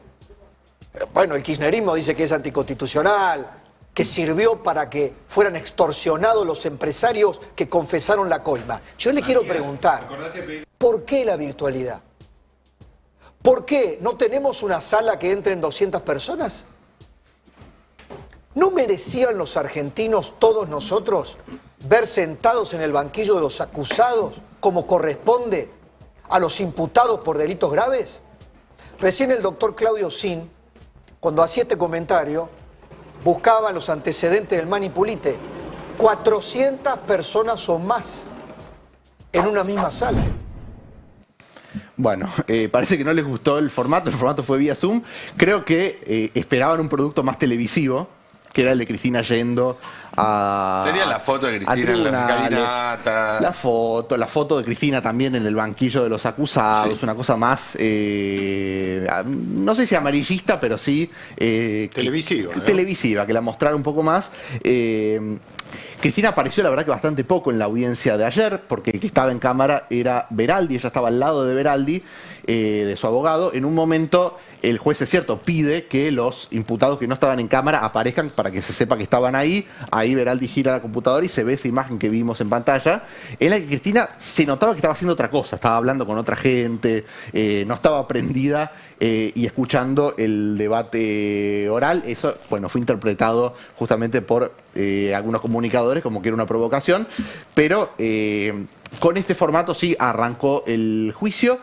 Hay un tema que es quizás distinto en términos de actitud por parte de la defensa de lo que fue el juicio de vialidad, que es cuando arranca el juicio de vialidad, y sobre todo Cristina, el juicio de vialidad arranca en mayo del 19, arranca de hecho el martes siguiente al sábado en el que Cristina publica el video en el que anuncia a Alberto Fernández como candidato, y Cristina recién declara en diciembre.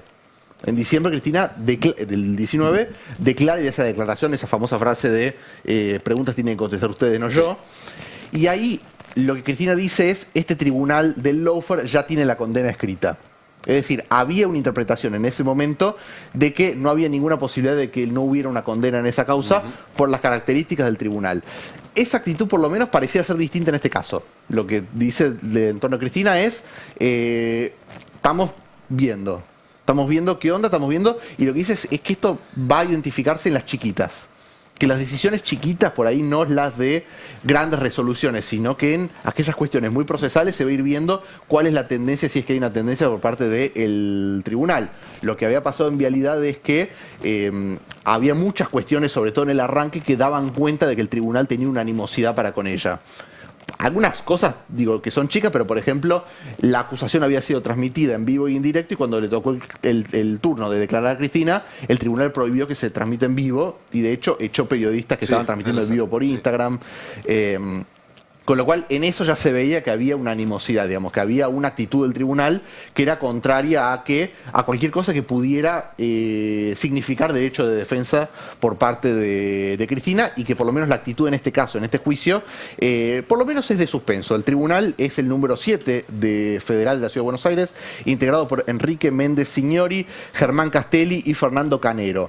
Hubo un hecho antes de que arranque el juicio que fue interpretado como un gesto de ecuanimidad por parte del tribunal, que tenía que ver con la designación del suplente.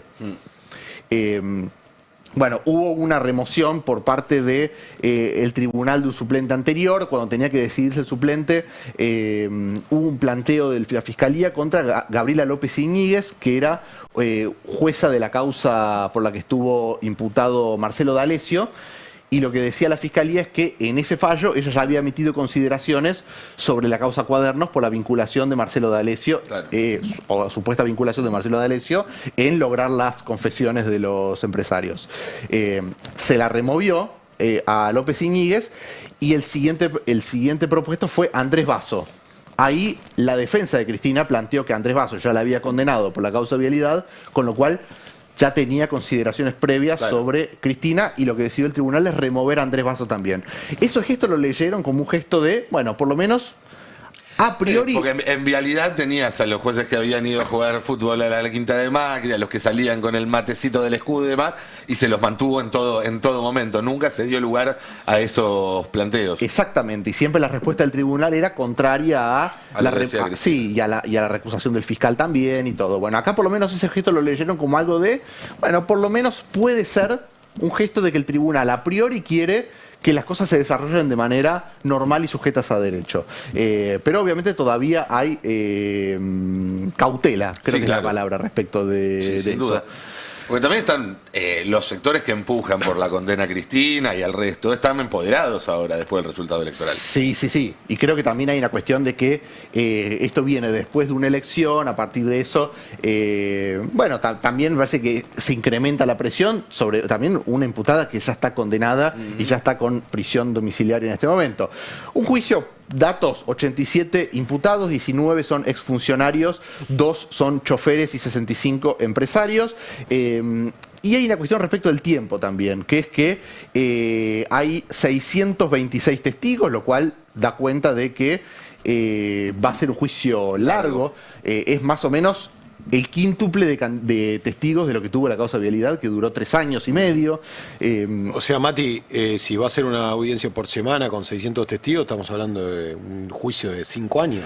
Sí, va a pasar algo que es que desde marzo, lo que dicen que cuando se vuelva después de la feria, en marzo, se va a pasar a 2 audiencias por semana. Ahora son los jueves, va a pasar a ser de martes y jueves. Igual seguimos hablando de un juicio larguísimo, porque una vez que Cristina ya está condenada y ya está proscripta, lo que les interesa a ellos es seguir teniendo todas las semanas un título en los diarios para seguir pegándole. No buscan la condena como si se buscaba en Vialidad, porque estaba la urgencia de ponerle un freno a su posibilidad de ser candidato. Y otra cosa biológica, perdón que me meta, Mati. Hay muchos implicados grandes, mayores de 70. Es decir, que podemos ver soldados que caigan en el camino, ¿no? Digo, hablando biológicamente, estos juicios largos terminan así, ¿no? Muchas veces. Sí. Me parece que en este caso había también una preocupación de que si se aceleraba, podía llegar a caer y que podía llegar a ser alguna intención de que caiga la fase final, porque la verdad es que, digo, en el juicio en general el tratamiento público, el arranque es muy mediático, igual este no lo fue tanto, la verdad, pero el arranque es muy mediático, en el medio generalmente nadie sabe nada de lo que pasa cuando pasan los testigos. Salvo que haya algún testigo de clave, mucho perfil. O peritos clave. Y después viene la parte de alegatos donde, bueno, ahí se activa un poco más. Un poco estaban calculando de si la parte esa de alegatos no iba a caer en la próxima campaña electoral, no pareciera, la verdad. Difícil. No Muchas pareciera. veces las partes se ponen de acuerdo para reducir la lista de testigos, ¿no? Cuando ven que se le... En los juicios normales, claramente no es un juicio normal. Sí. Entonces, bueno, a partir de eso es que, bueno, un poco, siempre está la suspicacia esa de cuánto va a ir anexo en la agenda de este juicio con la agenda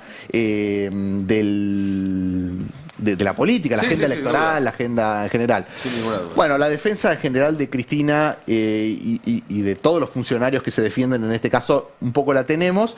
Ayer Cristina hizo referencia a una declaración de el hoy ministro de Justicia, Cunio Libarona, abogado de Taselli, de uno de los empresarios, empresario metalúrgico, en la fase en la que todavía estaba en la investigación penal preparatoria, en la que hablaba un poco de el gran vicio que tiene este juicio y esta elevación a juicio, que es, para que se entienda, no se lleva elevación a juicio con los cuadernos nomás, porque los cuadernos, lo primero que se presentó fue unas fotocopias, después cuando se presentan finalmente los cuadernos, que el propio testigo había dicho que los había incendiado y después reaparecieron de las cenizas.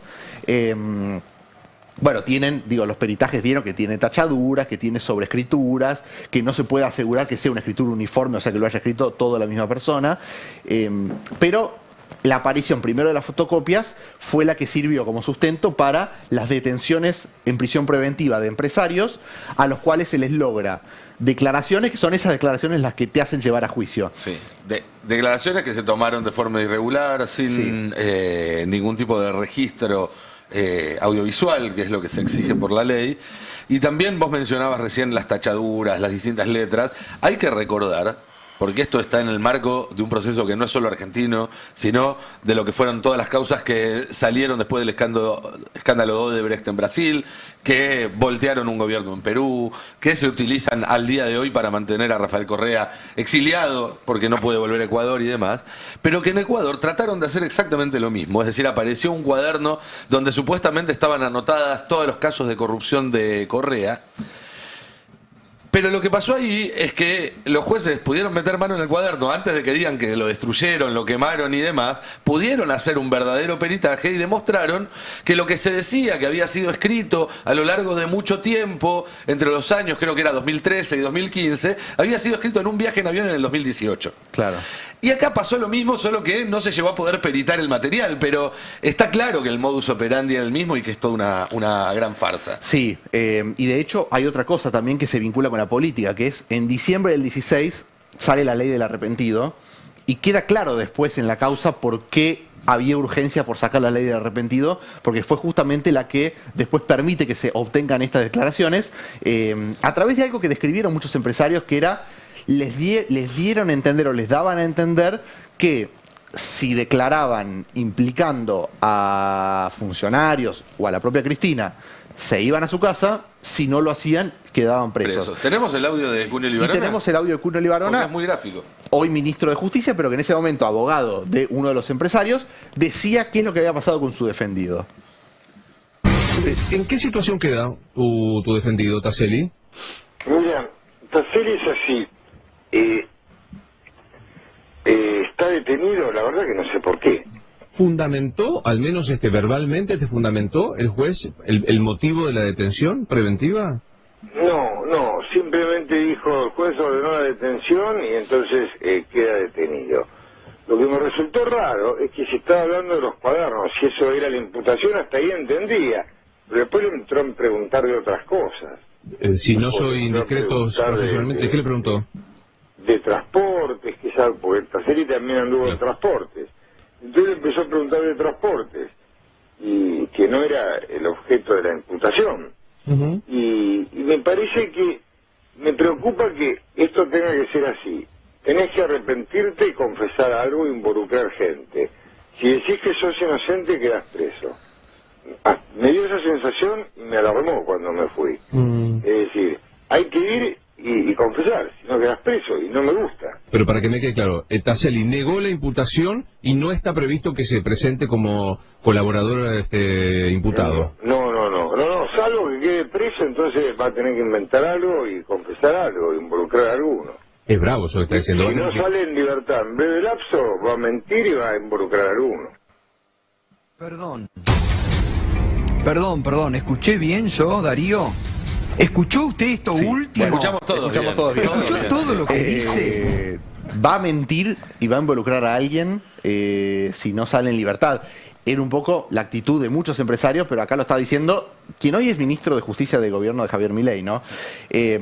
Así que bueno, es un poco, me parece, hoy la defensa apunta más en términos críticos a lo que fue la instrucción, juez Claudio Bonadío, fiscal Carlos Stornelli, qué críticas puntuales al tribunal oral que lleva justamente el juicio. No sé si tenemos tiempo para ver, porque Stornelli tuvo una aparición ayer y pareciera que esta es la misma de siempre, ¿no? Que es esta cosa de ir amenazando por canales de televisión. Sí, te diría más que la misma de siempre. Stornelli estuvo bien guardadito durante varios años, hasta hace 3 semanas que la Corte Suprema le sacó de encima una causa que le preocupaba mucho porque sus socios en esa acusación, entre ellos Marcelo D'Alessio, están condenados a más de 10 años de prisión y el único motivo por el cual él no siguió el mismo camino es que tiene fueros de fiscal. Claro.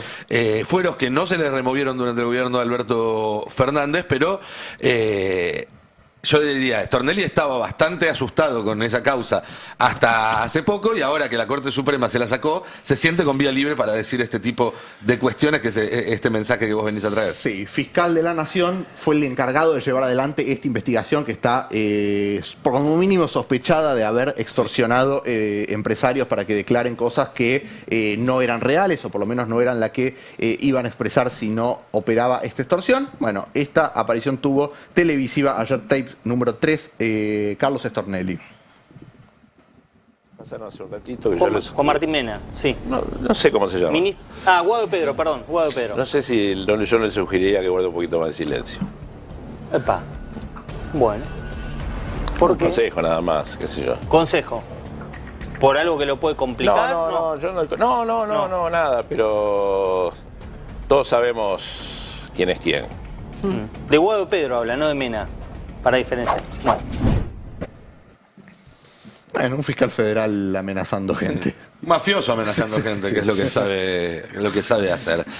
En fin, nos queda mucho material para compartir con ustedes en estos minutos que tenemos por delante, pero vamos a trasladarnos mentalmente, aunque sea a Francia, porque allí es donde estuvo dando alguna nota, no personalmente, pero sí con un medio francés, Milei, y siempre que Milei habla con medios de afuera, obviamente no tiene el mismo la misma condescendencia que tiene con los periodistas que elige acá en la Argentina, y siempre salen títulos, salen cosas por afuera del cassette, ¿no? Uno va a Milei a lo de Majula, a lo de Trebuch, y más o menos sabe que te va a volver a decir lo mismo, teníamos 15.000%. En cambio, cuando da una entrevista a alguien distinto, que le repregunta, que se le anima a hacerle algunas otras preguntas, siempre deja alguna novedad, y esta no fue la excepción, ¿no, Fero? Completamente, Nico. Se lo dio, como bien dijiste, le dio la entrevista a un medio francés, fue en su despacho de la Casa Rosada, con un plano que ahora vamos a ver, un plano, quiero decir, visual, fotográfico, diferente del que estábamos acostumbrados. Ya ahora lo van a poder entender lo que les digo quienes nos están siguiendo en YouTube. La cámara no estaba en el techo, digamos. La cámara no estaba arriba, la iluminación era un poquito diferente, lo que se veía de fondo era una mesa larga y no la mesita donde tiene la foto de Margaret Thatcher, dicho sea de paso. Claro. Y lo que traje... Es cierto lo que decís, y traje algunas frases para que reaccionemos, para que opinemos, porque son básicamente, lo hablábamos con el Tano ayer, rozando lo disparatado, ¿no? No hablo tanto de economía. Bueno, los invito a compartirlo. Voy a arrancar por el tape 2, compañeros, ahí pueden ver el plano. Sí, lo que se mantiene es la penumbra. Y hay una como iluminación de la cara, ¿no? Hay dos tipos de iluminaciones, ¿no? Una iluminación muy tenue de fondo que ilumina los sillones de la mesa y una blanca pálida que apunta a la cara. A mí me hace acordar a las manos mágicas, para los que son más viejos. ¿Se acuerdan? Las manos mágicas te dirán. Los más 40 sí, los más 40 sí. Los más 40 sí. Sí, Mati no sabe de lo que estamos hablando y Cande tampoco, lamentablemente, pero pueden googlear, chicos. Para eso son jóvenes. Bueno, esta fue la posición, ¿no? Sí, con el periodista francés en off, Public Senat era el medio. Bueno, y voy a arrancar por el tape 2, les decía, porque ahí le preguntaron a Milei quién era su principal referente político. No sé si quieren tirar nombres, apostar, o lo vemos y después lo discutimos. ¿Quién es el referente político, el principal referente político de Javier Milei? ¿Lo dijo Margaret Thatcher? ¿Qué sé yo? No, bueno, hay un Thatcher, viene un Trump. Yo digo José de San Martín, ¿no? Es raro, vos sos ¿no? un poco optimista. Digo, asocié Francia. Sos un poco fantasioso vos, ¿no? Como dice el meme. Soy un poco fantasioso, corro con la ventaja de haber visto esto antes, así que compartimos la respuesta. Por eso estoy del lado de Israel, no del lado de los autócratas. Si tenía que elegir en la historia mundial a un héroe, a un hombre político, a alguien que le gusta, que le parece como un modelo, ¿quién sería? Moisés es el primer gran libertador. Si no, lea el libro de Éxodo.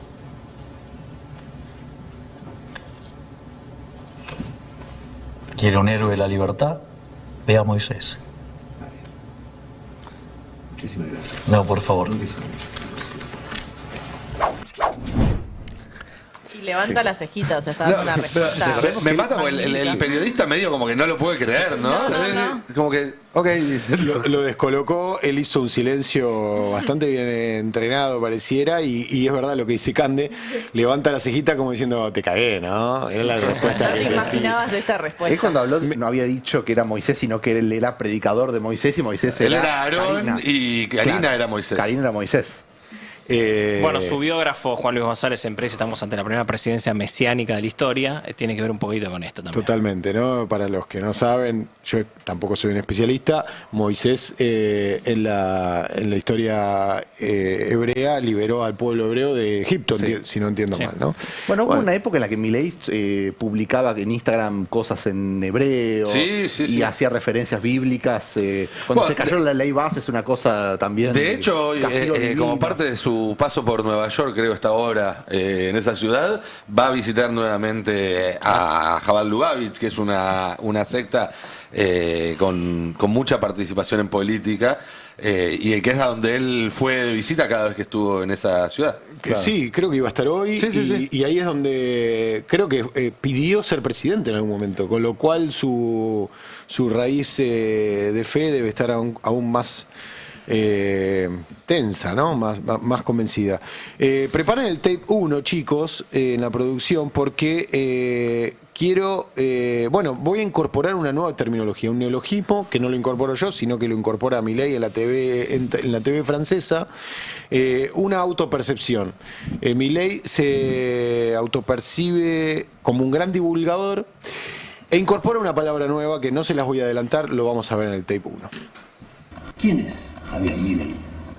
Javier Milei es un outsider, liberal libertario, y que frente a una situación en la cual veía cómo se estaba hundiendo el país, decidí ingresar en la política para intentar, desde el impulso de las ideas de la libertad, torcer esa decadencia. Y la realidad es que los resultados han sido mucho mejor de lo esperado y en muchísimo tiempo menos. Así es que, sobre todas las cosas, así es que soy una persona muy dichosa. Y básicamente creo que el motivo por el cual la gente ha abrazado y hoy ha acompañado esta causa es porque básicamente soy una persona íntegra.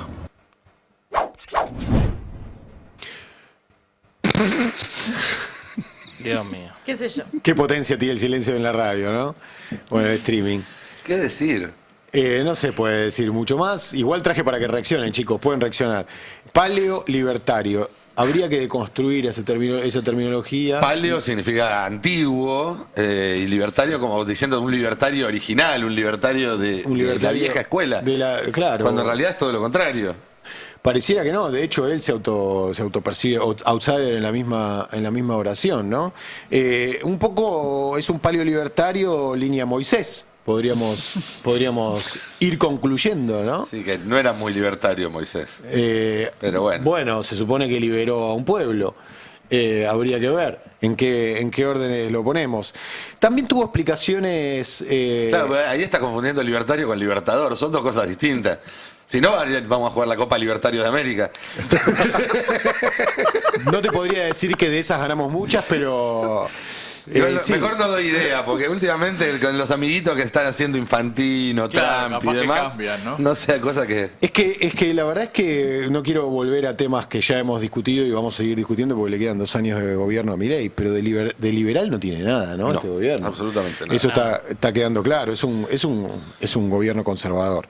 Entonces, Milei en el tape 4, les voy avisando a los compañeros de producción, Milei habla del populismo y hace una diferencia entre lo que es ser populista y ser popular. Escuchémoslo. Me parece que a veces confunden la palabra populista con ser popular. Populista es alguien que le miente abiertamente a la gente y aplica una política que suena bien en el oído de la gente, pero que a la larga termina siendo los más pobres. Ser popular es otra cosa. Y si hay algo que a mí me caracteriza es que soy una persona que dice lo que piensa y que hace lo que dice.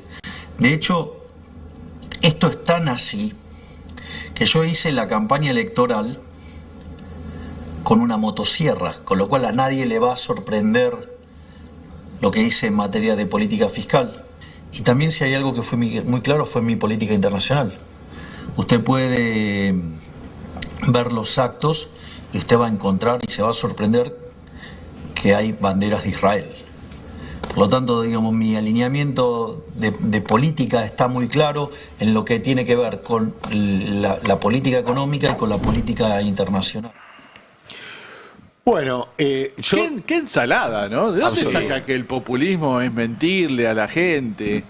O sea, yo ayer leía, había pasado este mismo tramo, y leía la definición de populismo, y tiene que ver con, bueno, saltearse las instancias institucionales y la relación del referente que busca directa con el pueblo. Hay muchísima literatura al respecto. Che, noticias de último momento, esto te va a interesar a vos, Fero, que venís siguiendo el tema de cerca, pero mañana... Aparentemente, o por lo menos está previsto, que comparezca ante un tribunal en Texas el señor Federico Fred Machado. Así es. 12:30 del mediodía, hora de Argentina. Habrá imágenes. ¿Habrá también audio? Digamos, ¿se podrá acceder a eso? Bueno, no lo sé, pero estaremos muy atentos seguramente a las novedades que surjan de esta declaración de la persona extraditada recientemente por narcotráfico a Estados Unidos. Exactamente, recordemos, llegó ayer a la mañana Fred Machado a Houston, Texas, y bueno, pesan sobre él los cargos de sospechas de narcotráfico, estafa y lavado de activos, como contamos ayer en el pase de la mañana y de la tarde. Y bueno, su socia fue condenada a 16 años de prisión. O sea que podemos vislumbrar un poco el umbral de expectativa de pena que afronta Machado, y lo que ayer nos preguntábamos con Roberto. ¿Qué dirá Machado, no? ¿Qué dirá Machado? Así es, que se fue amenazando. Si hablo yo, se cae todo, dijo. Y aparentemente él le mandó un mensaje a Santiago Caputo, ¿no? Creo que nunca dieron el nombre. Le mandó un mensaje a alguien del gobierno y diciendo algo así como: si caigo yo, se caen todos. Y le contestaron: mensaje recibido. Sí, yo te confirmo, le llegó ese mensaje a Santiago Caputo. Sí, Fred Machado. Sí, le dijo mensaje recibido. Che, el gobierno estaba desesperado por una foto con Lionel Messi. Sí. Recordemos que Milei fue un foro donde también participó el futbolista de la selección argentina, que aparentemente hoy confirmó que va a jugar el Mundial. Sí. Hoy hay una publicidad de la marca de las 3 tiras sobre la selección argentina, donde al final pareciera que Messi confirma que va a jugar el Mundial. Ayer sé que hubo una charla con el Chiqui Tapia donde se terminó de acordar. Chicos, perdón, una breve interrupción deportiva. Es obvio que Messi va a jugar el Mundial. Bueno, sí, obviamente, faltaba la confirmación. Salvo que tenga una lesión. De esas cosas por ni favor, se dicen. Toca que madera, no pase. Tarjeta amarilla. Bueno, digo, el Mundial en Estados Unidos, Messi figura de la Totalmente, MLS, pero bueno, faltaba el gesto final. El gobierno, Milei fue a buscar una foto con Messi que participó en un mismo foro. Y el gobierno se puso a girar esto ahora, mirá. Esta foto es vieja. Igual, gente. Esta foto es falsa. Claro, la mitad de la foto es vieja y la otra mitad es inventada. Bueno, el gobierno está tratando de mostrar que Milei se juntó con Lionel Messi. Es mentira. Están girando esta foto en varios trolls del gobierno. La foto verdadera es esta con Elon Musk. Es esta misma foto. Qué mano la rara trucaron. la de Elon Musk. Tiene una mano gigante, aparte es gigante. Elon Musk, bueno, armaron con inteligencia artificial esta foto de mentira con Messi. Messi no quiere saber nada con Milei, no se quiere sacar una foto, no tiene foto con Milei, no quiere saber nada con Milei. Entonces el gobierno salió a inventarle esta foto en este foro de Estados Unidos. Esta foto, repito, es mentira. Igual, una corrección, perdón. Algo que me hace mierda es respeten el canon. Si vienen diciendo que Milei mide 1,90 y Messi se caracteriza por ser un tipo que sabemos que no es muy alto, no lo hagan más alto a Messi. Una corrección antes de irnos es hoy, ahora, en un rato, la audiencia de Machado. El tuit era de ayer, el que hacía el anuncio. Entonces, ahora, 12:30, en 37 minutos, va a haber, o puede haber novedades en el caso Machado, y te las vas a enterar, obviamente, en el Destape. Quédense que ya viene Adrián Murano con sus verdades afiladas. La continuidad del Destape en toda la jornada, y el lunes a las 10 de la mañana con